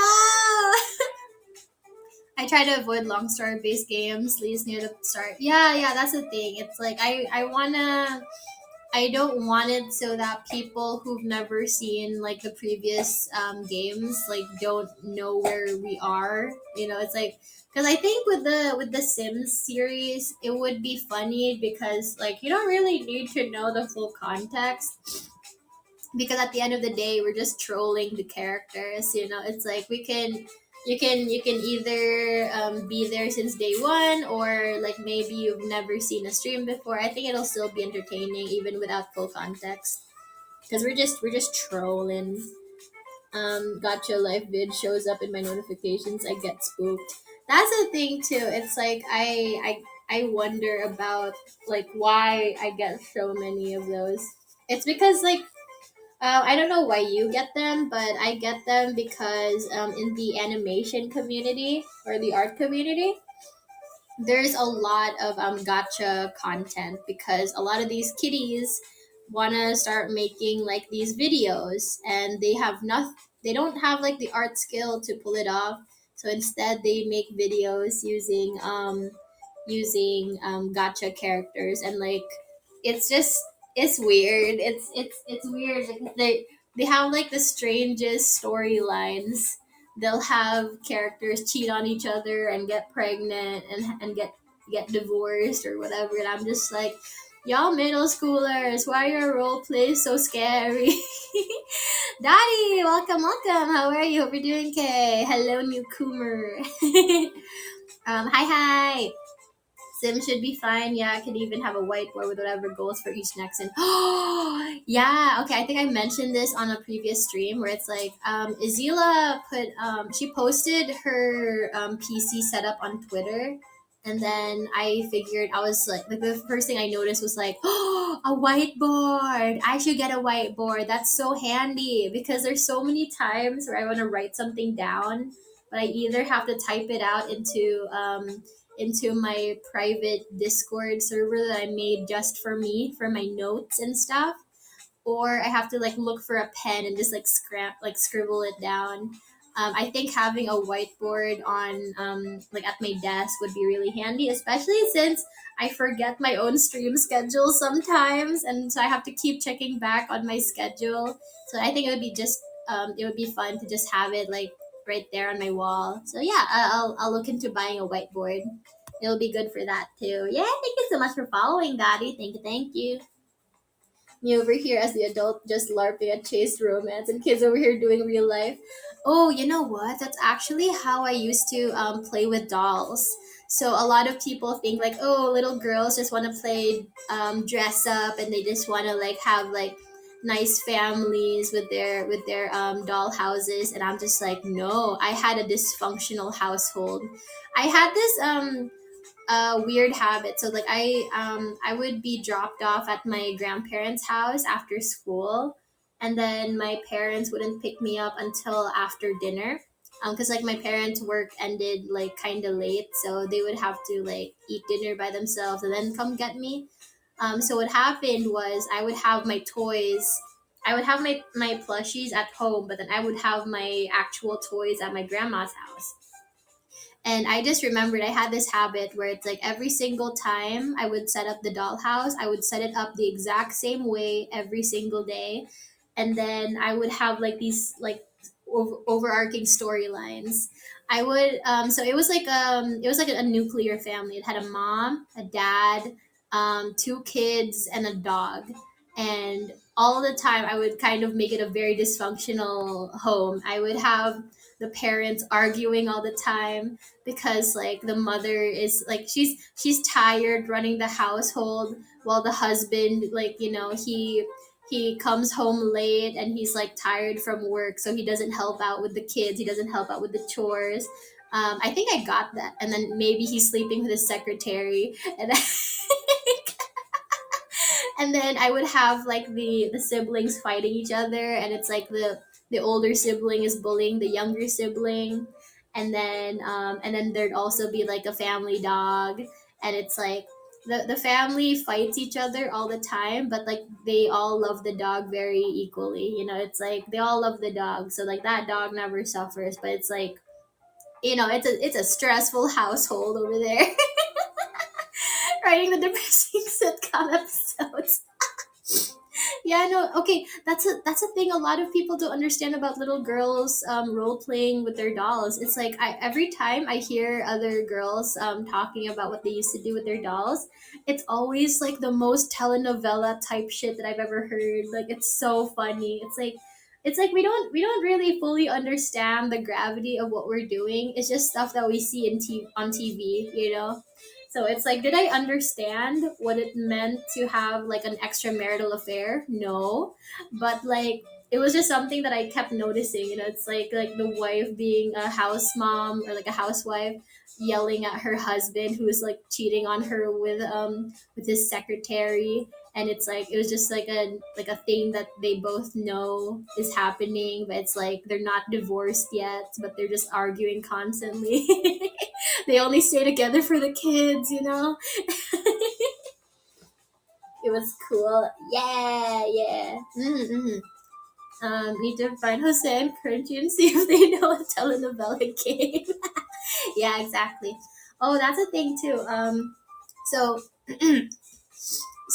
I don't know if I've ever said this on stream before, but when I was like maybe 9, that was when my mom taught me how to play chess. Right? She just quickly went over like all the chess pieces names and how they move, and like she showed me a little booklet. But aside from that, she didn't really teach me how to play the game. She just taught me how the pieces move and how to use them. And so I just tried to figure it out on my own. And every time I go to my grandparents' house, I would ask my sisters to play with me.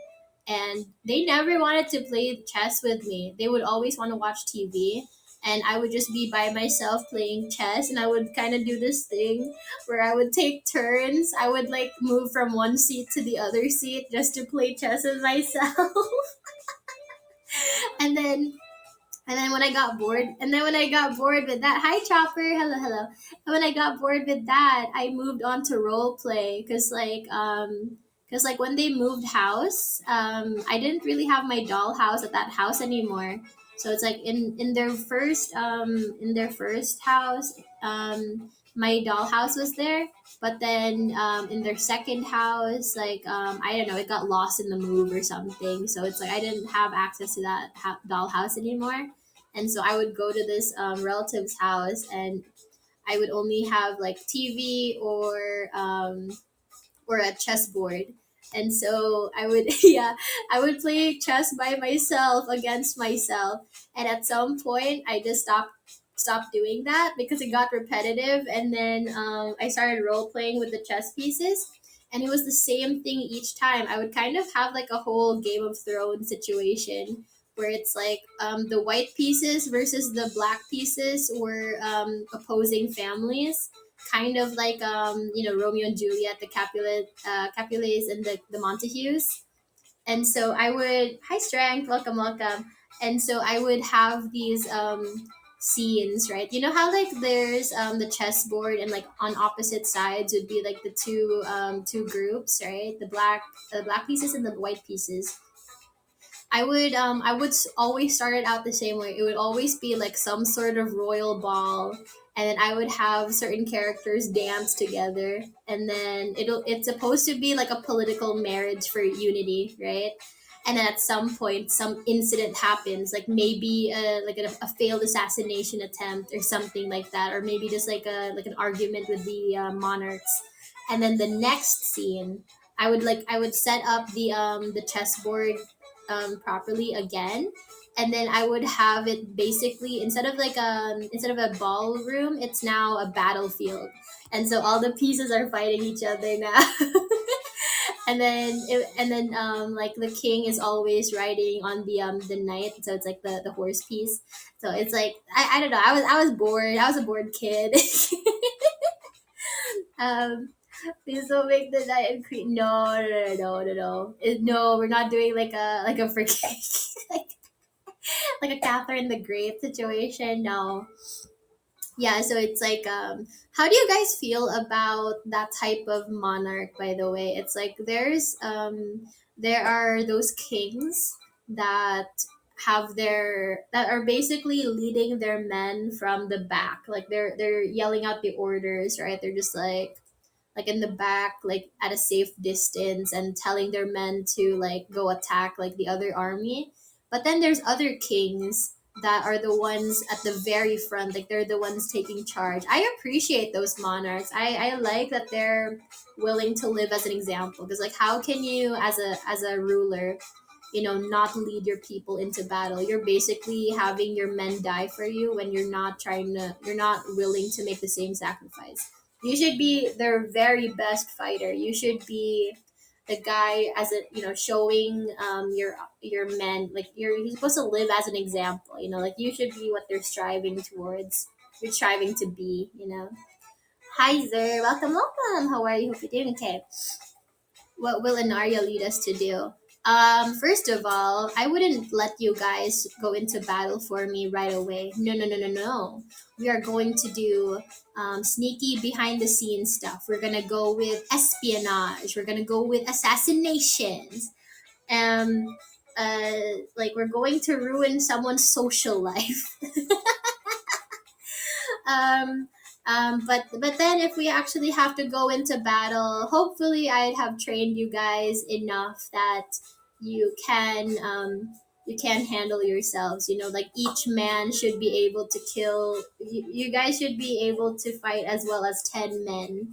You know, so it's like I would probably um I would like to lead you guys into battle. You know, as your ruler, I should be the one leading an example. You know, I should be the one to basically be like, "Hey, see, look, it's fine. You just gotta stab someone in the face or something." Because because like since you're my people, right? I should be able to be responsible for you. It's kind of like I don't like people that hide behind their audience. I don't like people that hide behind their people. It's like you should be like, if like for example, like in case of controversy, if ever I get into controversy again in the future, I would be responsible for you guys. Like I don't want you guys fighting my battles for me. I will speak up for myself and I will defend my audience. You know, it's like I don't want you guys like doing all sorts of things on my behalf without me like even acknowledging you. I don't like content creators that are like that, where it's like they sick their audience against like another person, and then they won't even go as far as to do, because as a content creator it's your responsibility to be like the person that goes, hey guys, like, you know, like we're talking about this person, but like don't send them any hate. I don't want to see any bullying. I don't want to see any harassment on my behalf, you know, that kind of a thing. But like there's going to be some content creators that purposely weaponize their audience, and I don't like that. So I would be the type of leader to be in, like be at the very front of the battle. I don't want you guys like shielding me. Basically, I will be the one taking charge and leading you guys into battle if need be. So yeah, I would be that type of leader. Anyways, so how would this relate in gameplay? Well, I was thinking about playing that Game of Thrones game, but I wasn't sure if it's even a good game to begin with. It's like I don't know. It's like I always saw ads for the Game of Thrones online game, but I never actually heard anything about it to know if it's good or not. They also tend to be mediocre generals at best. True. RPG one or the Telltale one? I think it's the one that was advertised a long time ago. Let me see. Let me see. Yeah, which one was it? Mm, Was it the winter is coming one? Was it that one?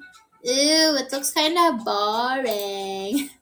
Yeah, I think it was supposed to be Game of Thrones Winter is Coming. I'm just like, oh, it's like a city builder type of a thing. Yeah.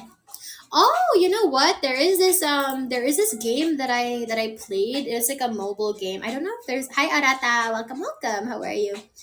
Toxic relation poisoning straps first. Exactly, exactly. We are going to discuss assassination attempts long before we ever discuss war strategy. You know, it's like you gotta just kind of go with like the least amount of loss on your side first. Like you don't want to just immediately get into like, oh, I have an argument with this person, I'm gonna send my men into battle. No, you wanna save as many lives, you know, on your side. That's how you win chess, I think. All right, Telltale made one while they were imploding. Oh gosh. Hi Puro, welcome, welcome. Okay, okay. There is this one game. Basically it's like a choice game where it's like as you're supposed to play like a president or a king or something, and it's up to you to make royal decrees, basically, or presidential laws or whatever. And it's like you're presented with a bunch of problems. Like, let's say like a peasant wants some help regarding finances because like a famine struck their farm really badly. um, and if you decide to support this person, the commoners are going to love you, but your popularity ratings with the nobles are going to decrease. So it's maybe we could play that kind of game just because it relates to me being a monarch. Maybe you could play something like that. Remember nothing from it. Oh, that's bad. If it's one thing to be a bad game because at least people talk about bad games, but if you're a boring game, no one's gonna want to talk about you. I was thinking of this recently actually because I was watching yet another video about like certain Star Wars games, and I thought it was interesting that like people were talking about Star Wars The Acolyte a lot because of how bad it is. However, no one really talks about Star Wars Andor, but everybody agrees that Andor is probably the best live action Star Wars installment, especially post Disney. But no one talks about it. We just say like, oh, Star Wars Andor is good. Like, we like Star Wars Andor, but do I know anything about Andor? No. I know way too much about the Acolyte. I know way too much about like the movies. So it's like it's just interesting that even if it's really good, people don't want to talk to you nearly as much as they want to talk about like bad things, because the reason why stuff like Dustborn or Concord was like viral recently was because of how bad it is. It's kind of like everyone that's encountered it will be like, "Oh, you guys think it's bad? You have no idea how bad it actually is." It's like, I mean, Baragan, welcome, welcome. Thank you so much for following. I mean, I'm the same way. Like, I would have so much more fun bitching about something I hate than raving about something I like. Although it's like I do like talking about things I like, but it's like there's only so much I can say. But if it's one of those like, oh, you guys have no idea how bad this thing actually is, let me explain. It's like hi Asa, welcome, welcome to all the newcomers. Hi, nice to see you guys. Oh shit, that was my that was my chair. Again, I refuse to buy a new chair. I'm gonna wait until this one is on its last legs. I want to wait until this one's like close to death's door already by the time I buy a new chair. um yeah, you're sitting on a hog. Oh, you know what? It's like I got that really really weird marshmallow where someone asked me if I like how much would it cost for me to get mounted by a pig, and I was like, do they mean pig like the animal, or do they mean like a pay pig? Like, what do they mean exactly? um Chair is struggling with the ass. That's exactly why. It's like I sit on it too hard. I like plump down. Um, True Sickness is talking about the things you hate about the things you like. Gosh, I went asking the spicy question. Shush, shush. But that's the thing though. It's like I just think it's very interesting to talk about how bad something is, because it's not like we like bad content. We're complaining because it's like we deserve better. We expected better. So it's like it's just so um staggering how bad some content gets, because it's like, how did this make it past production? How did this get launched? How did this get released out into the wild? Like, it's like, because like when it comes to bad products like video games or movies or TV series, it's a lot. It had to go through a lot of people before it, like, the final product got released. And so it's kind of like, oh, this was like a product that suffered because of the people in charge of this project. It's like, and as consumers, we're gonna get mad. It's like that's the thing. I'm a casual gamer, but even I can complain about things, right? It's like I will play those like brain rot mobile games that I just downloaded on a whim, and then I'll still be like, you know what, this was terribly made. Like you can do a lot with like simple game mechanics, but it's just like you have to actually care about the game you're making.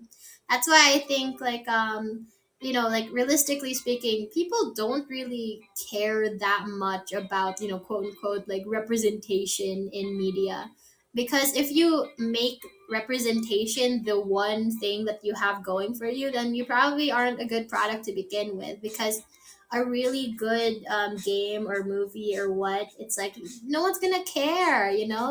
It's like no one's gonna care if you race bend or gender bend a character, as long as the character still has the same essence. No one's gonna care if you add a bunch of like uh, queer people or people of color in a video game if it's not the main focus of the game. Like there's so many indie games that are made for minorities, or like or whatever, but it's like, yeah, that's like they're made for that audience, and so that audience finds these games.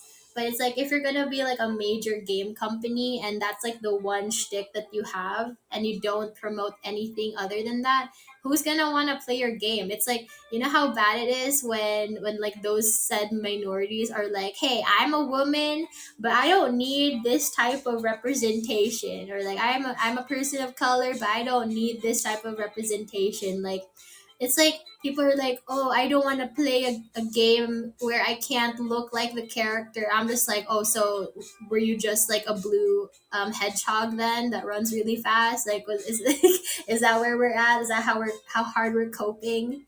It's like people like like I said, if it's a really good game, no one's gonna care. It's like some people just want to kick up a fuss. I am a I am a blue hedgehog. Yeah, it's like, guys, I like this coming Pride month, I'm gonna come out as a blue hedgehog. I'm still in the closet though. Don't tell anybody. But yeah, it's like yeah, it's like I know I heard that they're trying to bring back Concord, and I'm like, listen, there's a lot of talented people behind Concord. It's just like the higher ups are just idiots.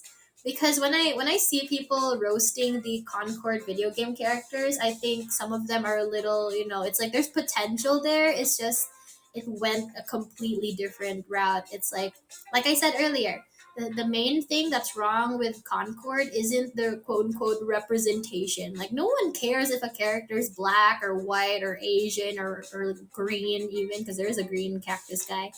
No one cares. The problem is that the characters look ugly. It's like the characters look ugly because people are like, oh, like you just don't like fat women, and I'm like, excuse me.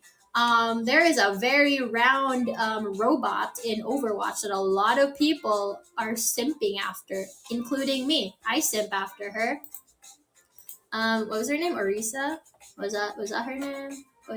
Yeah, Orisa. It's like and people love Roadhog. It's like no one cares. That's not the problem. The problem is that you have an ugly color palette. The designs don't work well with the kind of characters they are. And it's like you have all this potential, but the higher ups are like, what would be nice? Pastels and beige. Like these make the characters look cool. I'm just like, no. Why interesting, but why did they have intestine themed armor? That's the thing too. Why the intestines? That's something that I noticed with a lot of their designs. Intestines. It's like, why did you guys like this design element so much that you put it on most of the characters? It's so gross to look at, and like mixing that with like beige, it just looks even more like intestines. It's like, because if you really clean out internal organs, they do kind of look a bit more beige red, because like the red is just from the blood, you know. It's like once you clean it out a lot, like it's going to look like that. Like for example, if you clean out a heart like very very well, it's gonna look a little white. um so it just looks gross. It just I listen, it's like I'm a gooner, right? Like the difference between a coomer and a gooner is that a gooner has taste. A coomer just does it because it's like base instincts. Gooners um, acknowledge that degenerate stuff is an art form, right? So it's like if I can simp after almost every single Overwatch character, there's no excuse as to like, you know, like whether or not you can make your character simpable even without them being like a sexy curvy woman. You know, it's like there's a lot of characters that I really shouldn't be simping after that I do. So if you can't get like R34 to work with your characters, that's a problem. You know, that's a huge problem. Because like there's like if you just look at characters' faces in Concord, they're not ugly. It's just like the way the characters look overall is bad for a hero based shooting game. You know, it's like Overwatch did really well. Valorant did really well, and what they have in common is interesting looking designs. Because that's the thing, they think, oh, we have to desexualize characters, and I'm just like, desexualization doesn't mean making the characters ugly. It just means like you're not showing as much skin or giving them like huge knockers. And you can make a character appealing without making them sexy. It's like, for example, like Junkrat and Roadhog are not conventionally attractive characters, but people still like them. People will be drawn to a character like that. You know, they're very interesting. I know she wants the fat center. Hey, hey. The game that's got popular, so they tried to make the version of the game in office. Yeah, that's a thing. It's like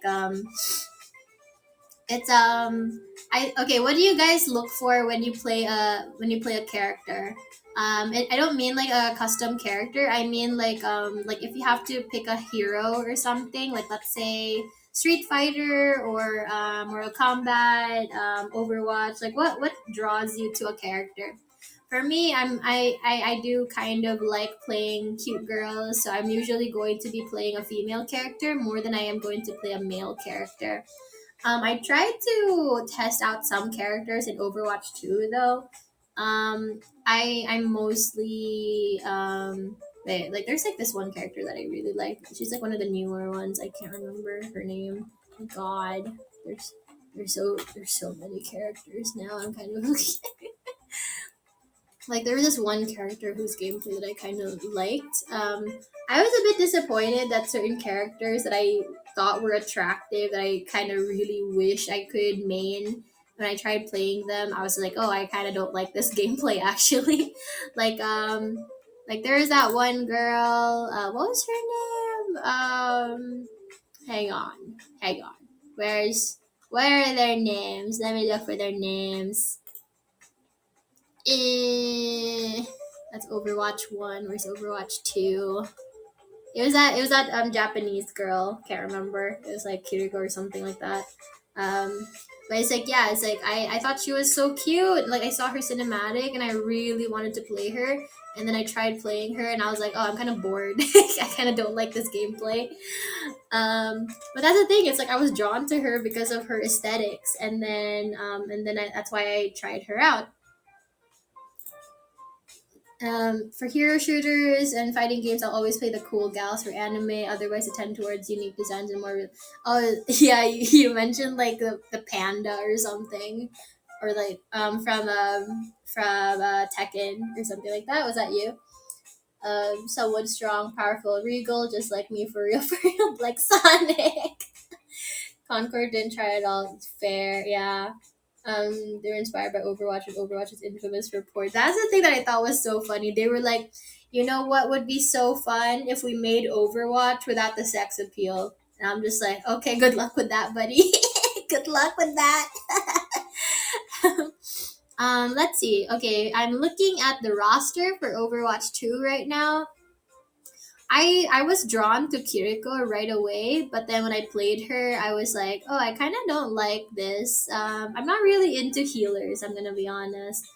Um, I also tried playing Echo. I didn't really like her either.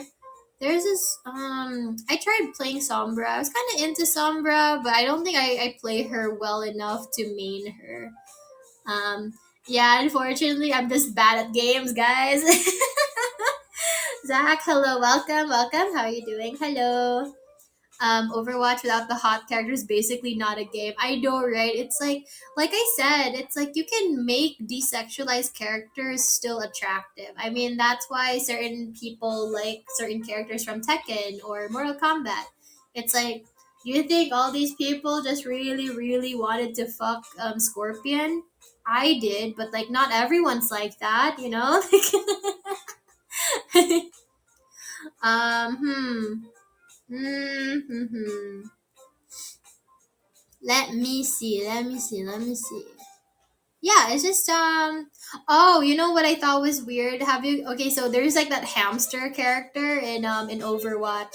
I didn't know he existed until I saw this one post talking about how one of the skins for that hamster had like pierced nipples for some reason.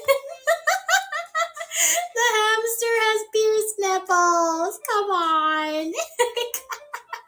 Maybe they're leaning into the sexualization thing a little too hard. Isn't he a skeleton underneath the clothes? Everyone's skeletons underneath your skin. So I Hamtaro got wild. I know, right? It's funny. It's so funny. He's still got a. Oh my gosh. I remember. I think it was Junkrat. It was either Junkrat or Roadhog that had a skin that was like pierced nipples. And I just don't understand why they gave the same thing to the hamster. They like shaved his chest just to reveal humanoid nipples. It was crazy. Like who like what furry behind like the character designs was responsible for this? I just want to talk. I just got to have a conversation with them. It's just it's important. So stupid. I can't believe that happened. Hmm. Let me see. Who else did I try playing? I think I tried playing Sojourn at some point just to test her out. Oh, I did enjoy playing Sigma. I tried Sigma out as a meme, right? Because I was like, hey, he's so like what the Sigma? And then I tried Sigma and I do like his gameplay much more than the others. I think I liked Widowmaker as well. I was very disappointed. I didn't like Kiriko, Sombra, or Tracer as much as I thought I would have. I'm not good enough to play Diva to the best of my abilities. Or like I don't have the skill to bring out the full potential of Diva gameplay. But I did like Widowmaker. I did like Widowmaker. Um, what they do to May, where the chub go, oh yeah, exactly. I was so disappointed. Like when her Lunar New Year's outfit came out, and like it was revealed like what she actually looked underneath her clothes. I was like, no, where's the chubby girl? Come on. It's like she's large, sure, but she's not like overweight, she's not fat or anything. She's just dense.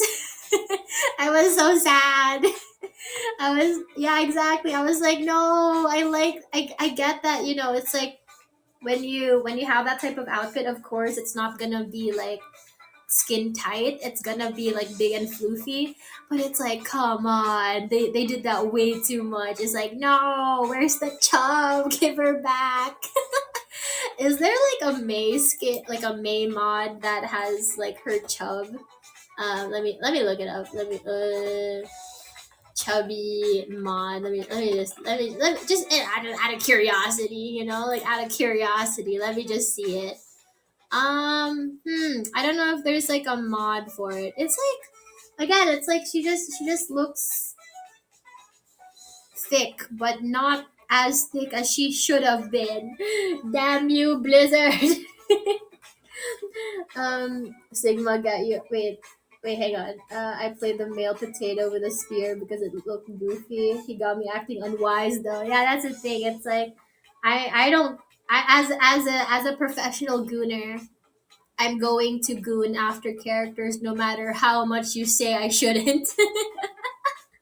It's like you think people are just gonna not sexualize characters, and that's the thing. It's like when I saw like the Concord characters, right? I think people are a little too hard on like certain characters' faces, but I do understand what they mean about how certain characters just don't look serious enough to be in the role that they're in. Like, that green cactus guy with like the safety vest or whatever? That guy's supposed to be a gunslinger.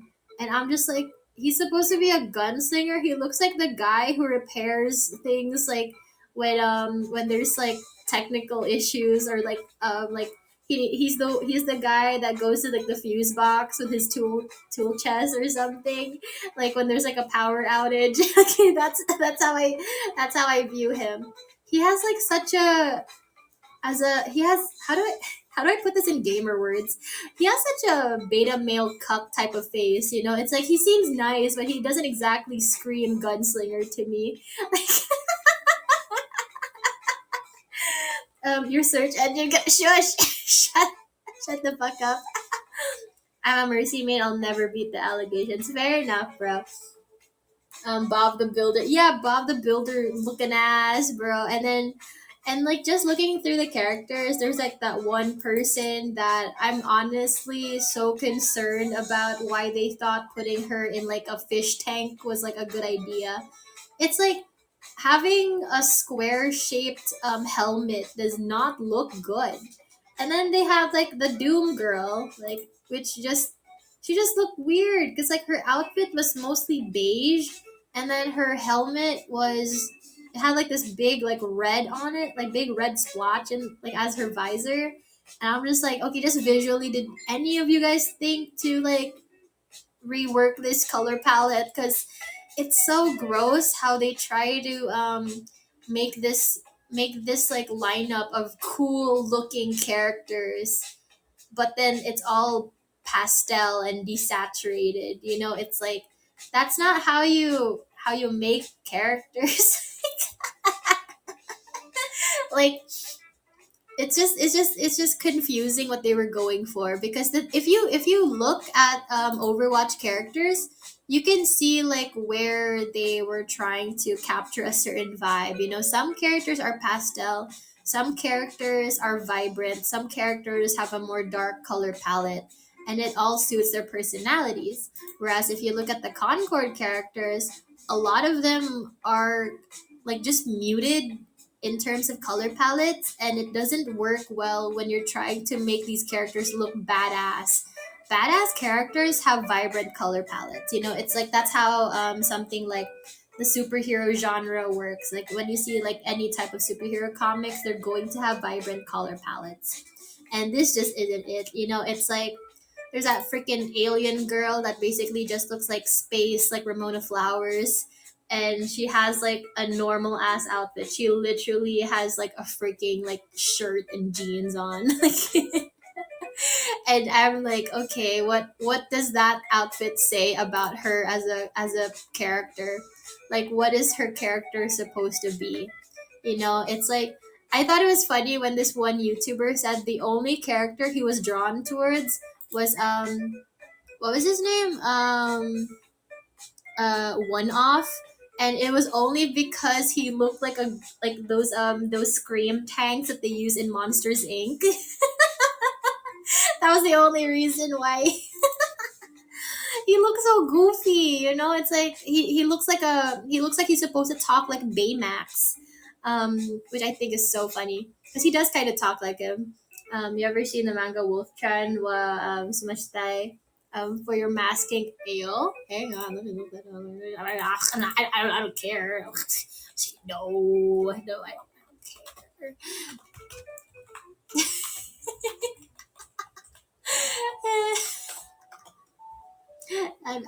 I'm not curious. No, I'm typing out something else. Interesting, interesting, interesting. Mm. Mm-hmm, mm-hmm.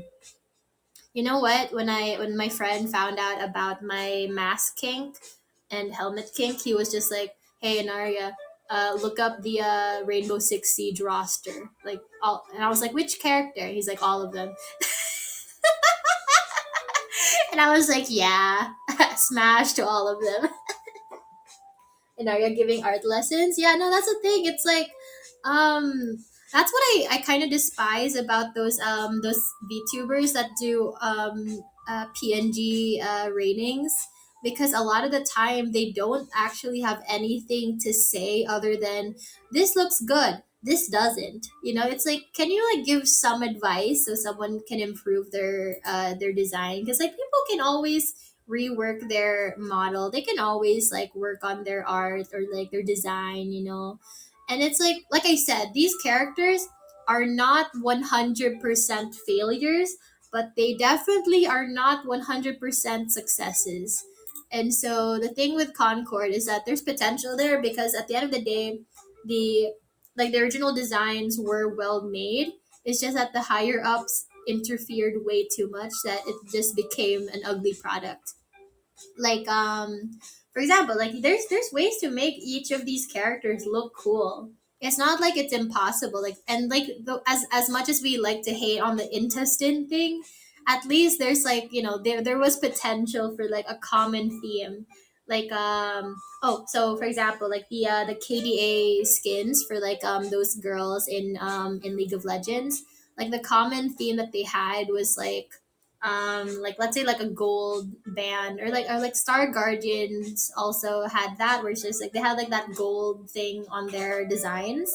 If you saw Ruby from like Rooster Teeth, each of their characters had a specific color, but all their designs had black and white on them. Like a character is basically designed like a black and white outfit, and then just a single color as like a complementary like accent color. And so it's like, you know, you could have an aesthetic to you, just to like, just for like identity. But the intestine thing with like the beige and like the desaturated muted colors, I hate it. I hate it all. Rainbow Six Siege has so many cool characters. The game, though, I don't know anything about the game. I just know that I would not do well in it. You can bring back SP Smasher passes to your. Oh yeah, that's the thing. I stopped the Smasher pass streams because I felt really bad for Beebs who had to like come up with all the PNGs, and it's like at least if I do something like the Pokemon Smasher pass, I can do all of that myself, so I don't rely on like the restreamers to do that, because I'd feel way too guilty for putting volunteers under, you know, through all that work. God, those PNG rating streams are always so, I know, right? They're so gross. Mass kink, I hear. Shush. I hate those PNG rating things. Yeah, no, it's like I said, the problem with those PNG rating streams is that the people that give those streams are doing it because they want to do something that everyone else has done. They don't actually have anything to say about character design. I'm not an expert by any means, but I can at least give some criticism and some advice here and there. You know, it's like there's always going to be people much better at this job than I would be, but it's like than I am. But at least it's better than just being like, oh, this is good, this is bad. It's like, okay, but how do I improve? Because um it's like when you're a customer, you can say this food sucks, but when you're a critic, you have to say, oh, this lacks salt, you know, this isn't salty enough, or this lacks seasoning, right? So it's like as a art critic, or as someone doing those avatar ratings, PNG ratings, you have to act as an art critic. You can't just do a smash or pass. Like, I'm sorry, but that's just how you should actually like do those types of streams. I think it's irresponsible to have a PNG rating and then not actually rate. um, you can pre-make the tier list page with the images and then share it. Oh, okay, okay, yeah, I'll try doing that. Yeah, and also like again, it's like willing participants, right? It's like after the drama from those two VTubers that happened a couple months ago, where they were doing a very bad tier list of people's PNGs for their rating stream.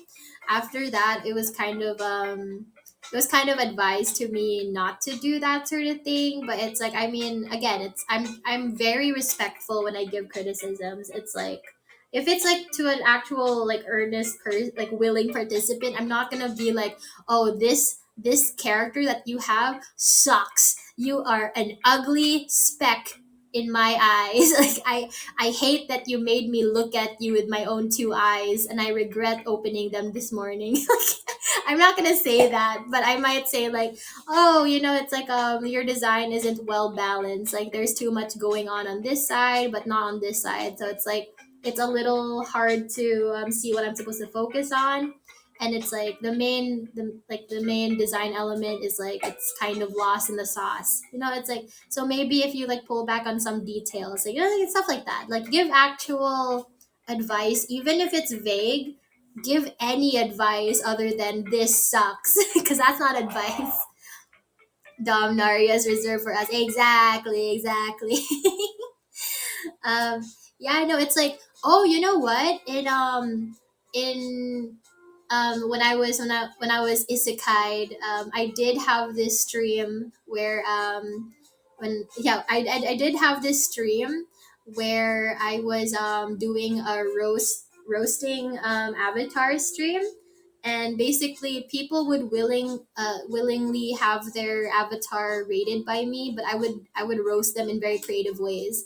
So I would be like, oh, you look like a guy who can't parallel park. You look like the kind of guy that would be too insecure to ask for the Wi-Fi password at a Starbucks, so you'd ask your friend to go up to the server for you. You'd be the type of guy to not offer to pay the bill. You look like the type of guy who claps when the plane lands. Hello, Miss Skibbity Sigma. Hello. Hi, PogChamp. Hi, Chimera. Welcome, welcome.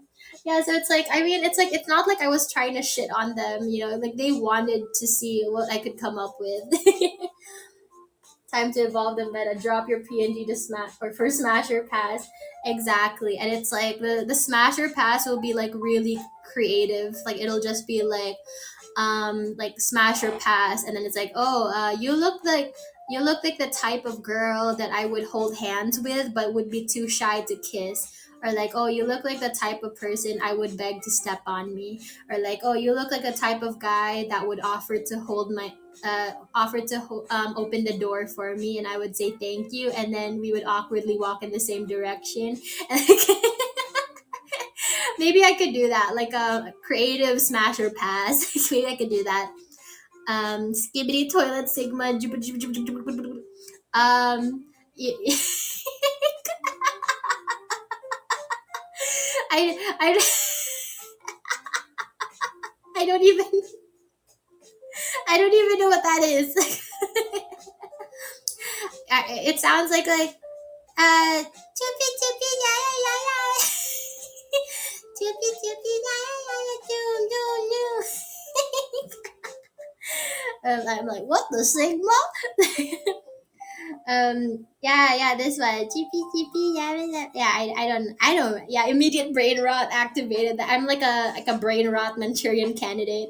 You just need to say the right syllables to me.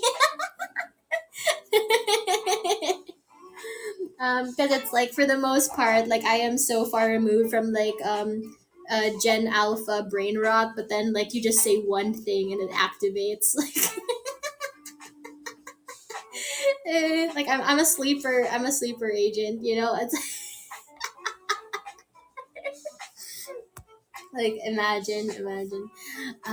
But yeah, no, it's like, have you guys actually seen the full lineup of Concord? And if so, do you guys want to smash any of them, or is it like a complete loss? All of them, it's like with all of them, right? There's potential, but that's the problem. It's like they're so close to being a good character, but then something just makes it so ugly to look at. And it's like, I remember this one person saying it's like the most attractive character that they have is like that, like main guy, that really bland dude, like Teo. But it's like the problem with Teo is that he's dressed like a background character. He's dressed like an NPC. So when you're playing Roblox to bully kids, oh, oh don't worry. Don't worry, I have plans for that. It'll definitely be interesting to see what I could get away with. I am an Aloha. Wait, Alpha. Be it Alpha. Alpha is the ghosting. I can't read that.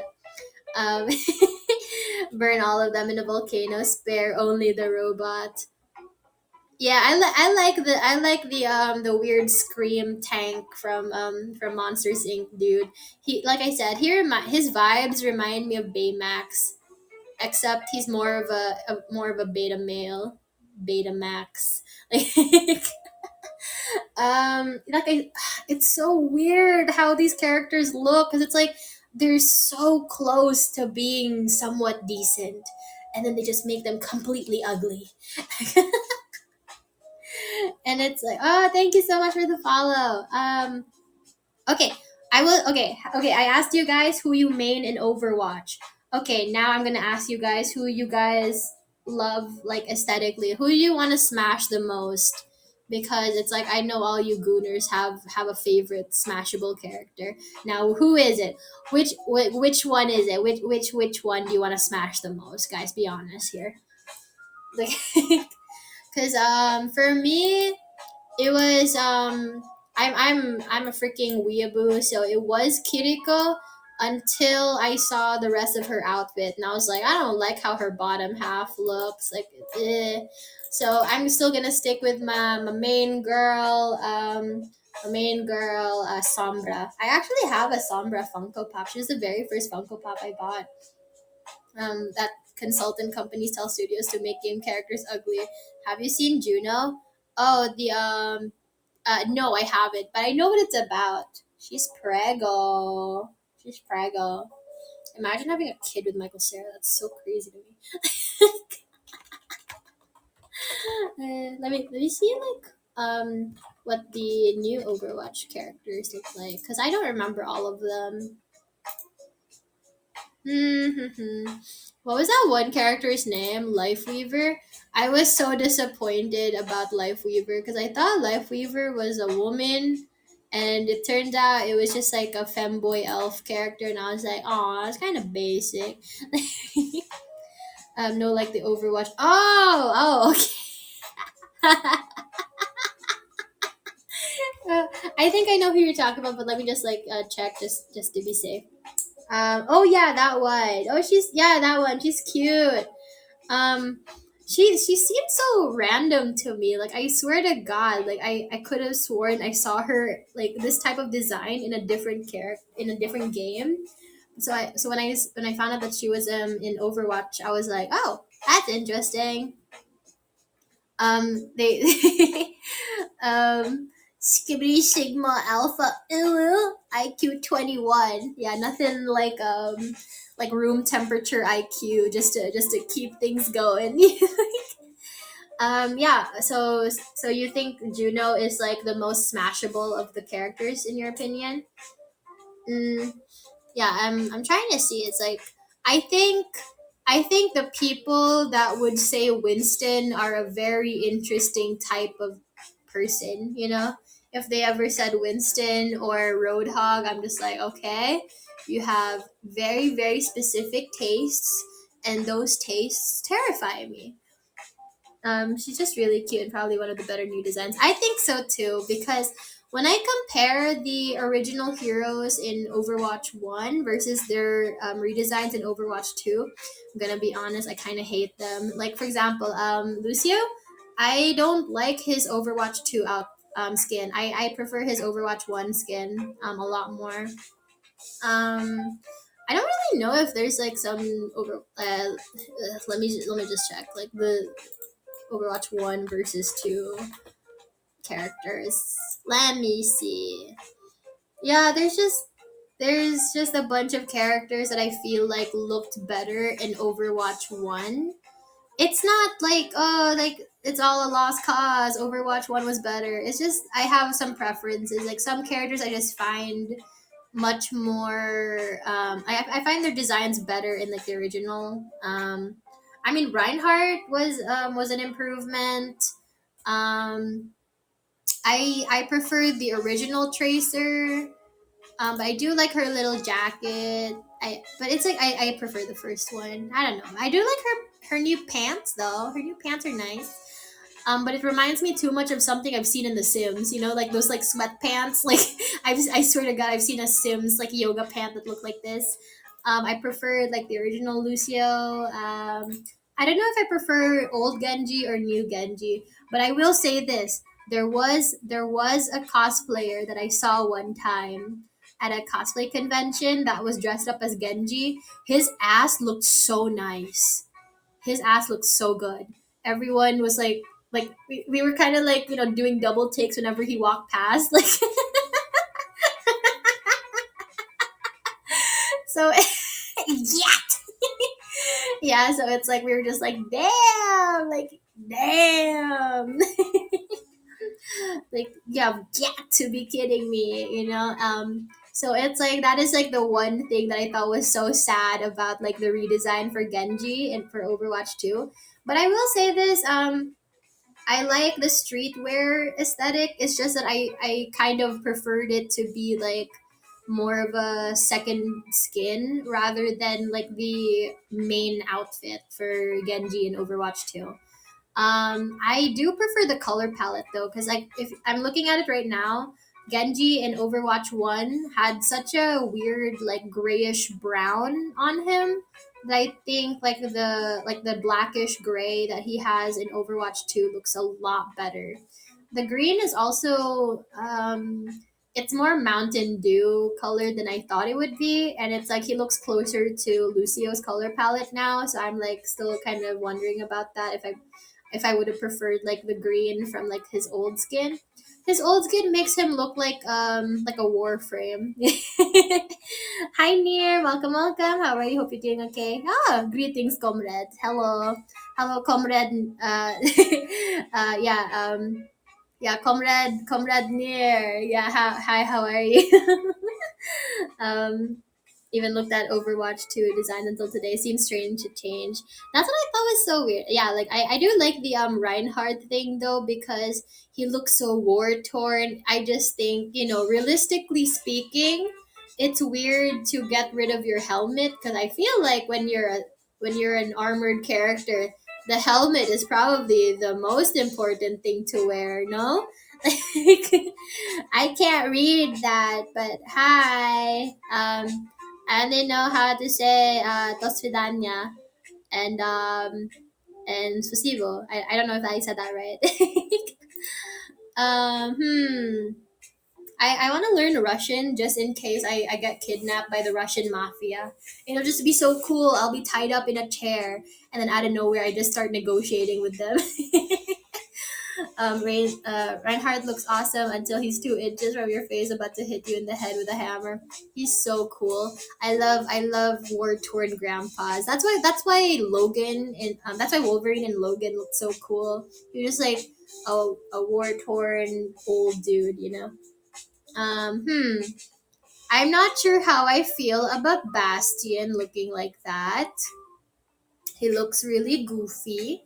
He looks like the baseball cap, like the dad cap makes him look like he's gonna play baseball with me. I don't know how to feel about it. I don't like May's outfit in Overwatch 2. I really don't. Like she looks so perfect in the first one. Bring back chubby May. Bring her back. Let me live in the fantasy that May is like really overweight. Make her round again. Make May great again. Yeah, bring her back. Hmm. I don't really see much of a difference with Winston. It's like he gives off the same vibes where it's like I don't really notice too much. Characters like Winston and Tracer, I feel like they're so similar to their original designs. Hang on, my battery. They like Winston and Tracer look so similar to their original designs that it's not very noticeable until you like actually look at it for long enough and you're just like, wait, something's wrong here.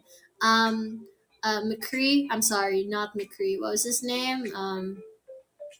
What was McCree's new name? Like Cassidy or some shit. I don't know, remember. That guy. His his design is less gunslinger now. It's less spaghetti western and more Star Wars now. So it's kind of I don't know. I found his old poncho design so much more charming. I like the color palette more. I don't know. He just looks too Star Wars. I don't like it. Like he's not even just wearing pants. He's got like weird legs now. He looks weird. I don't like it. Call him broke back. Yeah, broke back. That's what I thought too. I was gonna call my cowboy characters. I was gonna call him like I was like that was gonna be their last name. So it was gonna be Sheriff Jiminy Billy Bob Brokeback and his daughter Annie Mae Brokeback. With Widowmaker, I do prefer her original design, but I kind of like the Overwatch 2 color palette, but it's more of a I like it as a second skin rather than like a main outfit, you know? That's I okay, so let's say Widowmaker. I kind of like how cool the top looks, but like with the bottom of the second outfit. The top of the second out no no the top of the second outfit, but the bottoms of the first outfit. I do not like her braid. I like the ponytail. Bring back the ponytail. Bring back the ponytail, please. Diva, I'm not really sure how to feel about her out Overwatch 2 outfit. It again, it just seems like one of her alternative skins, you know. Her hair up looks cute and all. It's just like her first outfit is just so iconic, you know. I'm biased. And like the weird rib cage panel things, I'm not really sure how to feel about those. I don't know, man. I don't know. I have lots of things to complain about and criticize. It's like when I see both Overwatch 1 and Overwatch 2 designs for all of these characters, there's always like, oh, I like this element from Overwatch 2, but I like this element from Overwatch 1. So it's like if they could somehow combine those, it would be great. I can't. Hi, Blank. Oh yeah, I don't know if I greeted you already. I can't separate Overwatch character designs from how angry they make me to play again. Can't stand Widow for that. That's fair because it's like it sucks when it's like when you're fighting against a character you really like, and then it's just like, oh look, this character is annoying to play against, and so you're now hating on this one character because of like your trauma. The widows on my team can never hit a shot, so double anger. Oh damn, I'm so sorry. You have to deal with that. I'm checking out. Have you guys ever seen like any type of also Sombra as well. I preferred Sombra's original outfit compared to her Overwatch 2 outfit. It's just I just hate it, man. I just hate her Overwatch 2 outfit. She's my girl and they ruined her. They ruined her. Roadhog looks the same. I don't know. It's like I mean, aside from the hair, I think he looks way too similar to his original design that I'm kind of just like he's okay. I don't like the mohawk though. He looks like a shoe brush or like those helmets that have like those things at the top. I think his man ponytail looks so much nicer. Mercy, I do prefer her original outfit, but I like her new color palette. I kind of like that there's more yellow, but it's like the mostly white design did give her more of an angelic and nurse like or medical doctor type vibe, you know. So it's that sold the idea much better than the mostly yellow design. But either way, I'm a sucker for Mercy. So like whatever skins they come out with, I'm always gonna be like slurping it up, like yum yum yum. That's disgusting. Like it's like do you guys have a favorite skin for a character where it's like you prefer the skin so much more than the original design? I think a lot of people. I'm trying to think. I love like the Halloween skin for Mercy, like that witch one. Like she looks so freaking good. Like she looks so hot. I'm a Mercy simp. Yeah, I think everybody's a Mercy simp. Like, man, I thought it was so funny that like when Overwatch first came out, I remember Tracer was like one of like the most popular sexualized characters. And then like the more time went on, people moved on to like Diva, Mercy, Widowmaker, and May. And so it's just and then it's just interesting to see how the gooning evolves. But yeah, no, it's like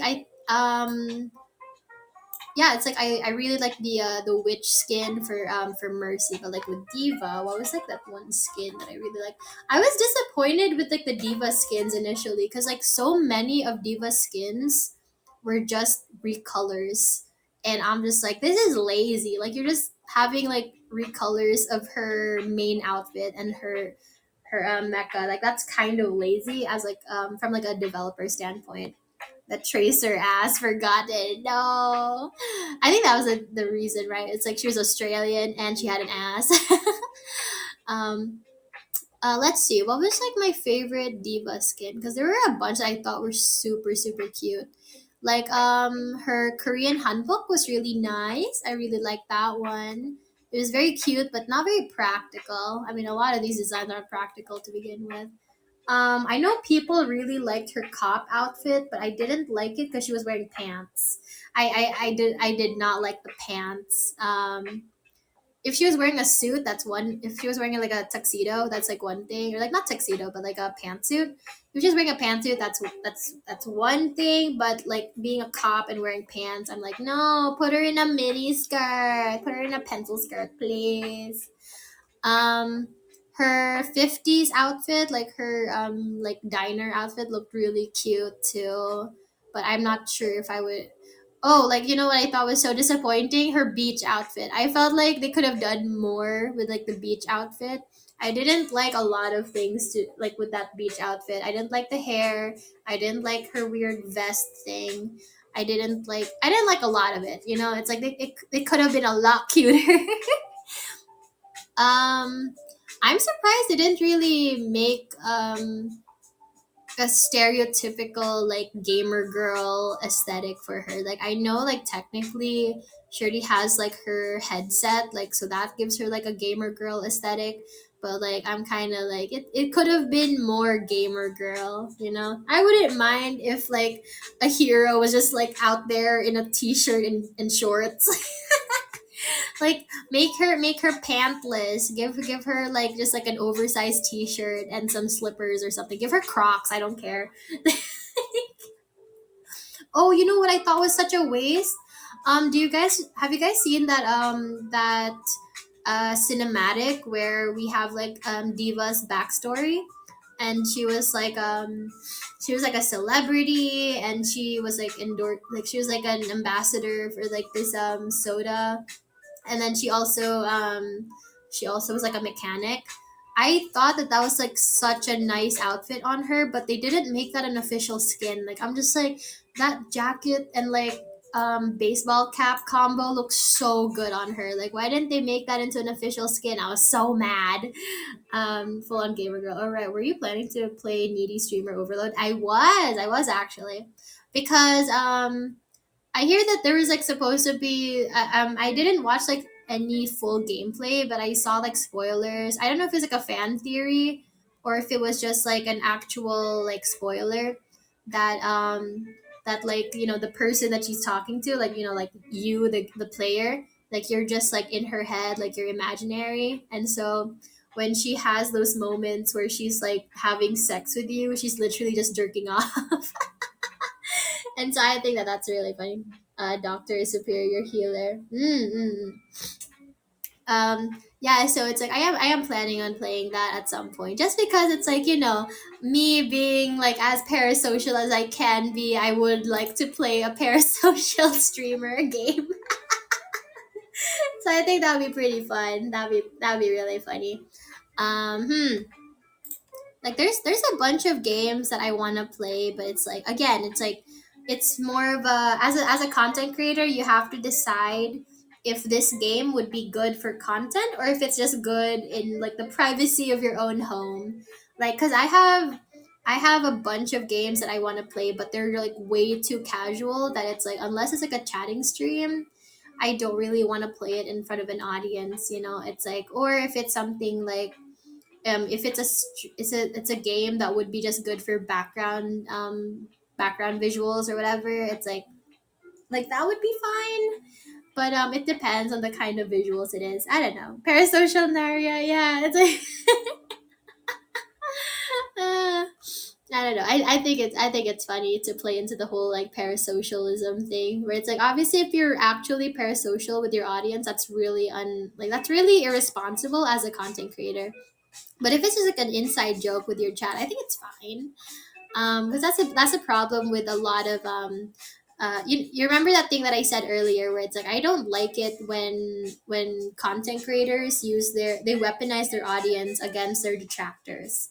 I think as a content creator, you are responsible for the people in your audience that are fighting for you. Like, if for example, if you have someone criticizing you and then you have like your viewers fighting that person, leaving hate comments and like mass reporting them, it's up to, if you're aware of it, it's up to you to be like, hey guys, I don't want you doing that on my behalf, you know. It's like, because while you're not responsible for, while you're not in charge of what other people do, there's going to be people that are just like bad apples, right? They're just gonna be some bad apples in the bunch. But as a, you know, just as just, you know, as the content creator they are defending, it's up to you to at least speak up when you notice that, you know, at least say like, hey guys, I don't want to see that happening, don't do that, you know. It's like, if they still do it even with you already saying that, that's on them. But it's up to you to like say that in the first place, right? The personal arm, yeah, exactly, it's so gross. So it's like, I would never weaponize you guys. Like, we can talk shit all we want, but it's like, I don't want you guys actually harassing somebody, because you're just making yourselves out to be the bad guys. Inaria hates us. I love hate you guys. Just like how you guys love hate me, you know, we're in a really weird relationship. But yeah, it's like, there's never going to be a time where I will weaponize you guys to fight my battles for me. If someone criticizes me and it's something that I need to address, I will do that myself. I don't need you guys like fighting on my behalf unless you actually see that it's like unfair. You know, it's like, I would never have you guys be responsible for stuff that's on me, you know. It's like, it's like, let's say as, you know, as a boss, as a CEO, as a leader, it's like, it may be your actions, but it's still my responsibility, since you're doing those things on my behalf, you know. And that's what I don't like about some content creators. Like, they purposely weaponize their audience, and I'm just like, don't do that. Like, be a grown up, you know, fight your own battles. Hate fucker, I'm deliriously hearing things. You know, it's like, I'm the type of person that could never like hate fuck, because I'm like, Hmm. I think it depends. If I'm actually angry at you, I don't even want to be in the same room as you or look at you, let alone like have you touch me. But hate fucking is like, if it's one of those things where it's just like, so like the thing with Brokeback Mountain, a lot of it was like, I hate that I can't, you know, resist you. I hate that I always want to like attack you. Like, I can't like resist your charms, or like I can't give you up. I can't quit you. I can't. I hate how hot you are. I hate how much I like you. Like that type of a thing. I'm okay with that. But if it's something like, I'm actually mad at you, don't even look at me. Don't even be in my presence.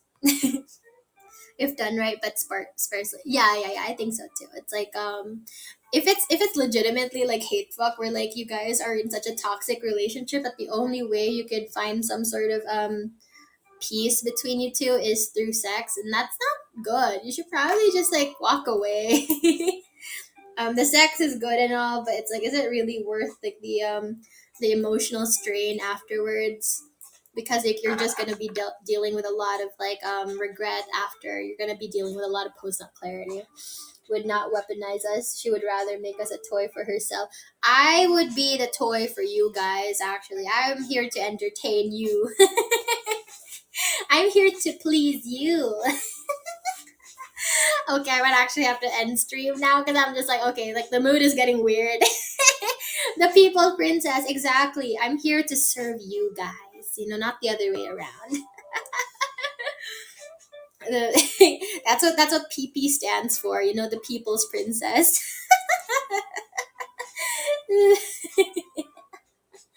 Enaria PP. Oh my gosh. Oh my god. Are you guys enjoying starting the day off like this? Oh man. Anyways, I was here the whole time. God damn it. That's okay.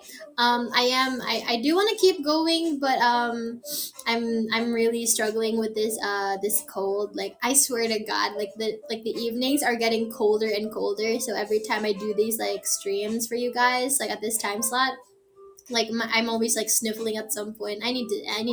I need to take like a congestant or something, decongestant. So, anyways, it was so fun hanging out with you guys today. Also, I some life updates. I received a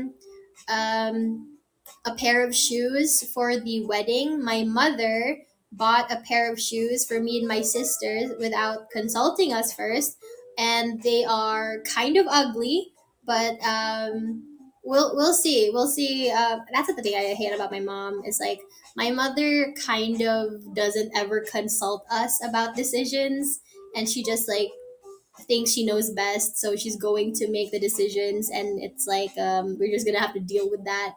The shoes are not great. But that's the thing. I already bought a pair of shoes. Like I'm waiting for like my order to come in like any day now. So I'm just like, damn it, I wasted money for nothing. We'll see if we can somehow argue with our mom. Just like, hey, can we please wear our own shoes? We kind of don't like these ones. They're kind of tacky. A wedding. Yeah, my cousin's wedding is literally the day after I have my debut stream. I was going to have it on that day, but then my sister was like, "That's the day of the wedding. What are you talking about? Why are you streaming on there?" I was like, "Ooh," and that's why I'm gonna have my debut stream on the 24th instead of the 25th because the 25th is when the wedding will be. So yeah, and now you'll go to a wedding. It's not my wedding, but like I've been to weddings before. I've been I've been a flower girl and a bridesmaid before. Actually, the very first dress I designed was at my aunt's wedding, and she asked me to design a dress for us to wear as like flower girls. So that was like the very first time I designed a dress that got made into an actual dress. I was very excited. Core memory activated, core memory created. And then the other thing that came in the mail today was my Elgato Stream Deck. So I'm gonna have to sort that out. I'm glad that it came in time, so I can sort that out with my stream stuff, my OBS. So yeah, because I hate hearing like the mouse clicking whenever I need to like do anything on OBS. So it's like I'm like when I watched my VOD back, I was just like, oh, I can hear all the clicks. It's kind of goofy. So I'm really glad the stream deck came in time. So yay, woo! Thank you so much, Iwin, for getting it for me. Thank you. So I will be spending the rest of the day sorting that out because I just woke up. And then I started streaming, and now that I'm ending, I'm just gonna go back to work. So yeah. Also my phone is dying anyway, so I gotta end stream anyways. Cheerleading. Shush. Anyways, thank you guys so much for coming. Thank you, Iwin, again for restreaming me. Thank you to everybody who came to watch the stream. Came. Thank you to all the people that have been supporting me so far. I hope you come to my debut on the 24th, and I hope let's hang out. Let's hang out. We will just be doing casual morning streams this week because I still want to stream and not get rusty. And also I like asking you guys for your opinions on things anyways. It's really fun asking you guys for like the market research. It's I because I want to make all these decisions, but it's like I want to hear like a second, a third, a fourth opinion. And if you guys are like the watchers, you should be able to like have some sort of input, you know? Anyways, yeah, mark those calendars. 7:30 to 7:30 p.m. PST. 10:30 p.m. EST on the 24th of this month. So thank you guys so much for coming to the stream. I hope to see you guys on my next one, same time tomorrow. But until then, take care. Here's your kiss goodbye. Mwah. And here's your sloppy kiss goodbye with extra tongue. Bye. Bye, you guys. Bye bye.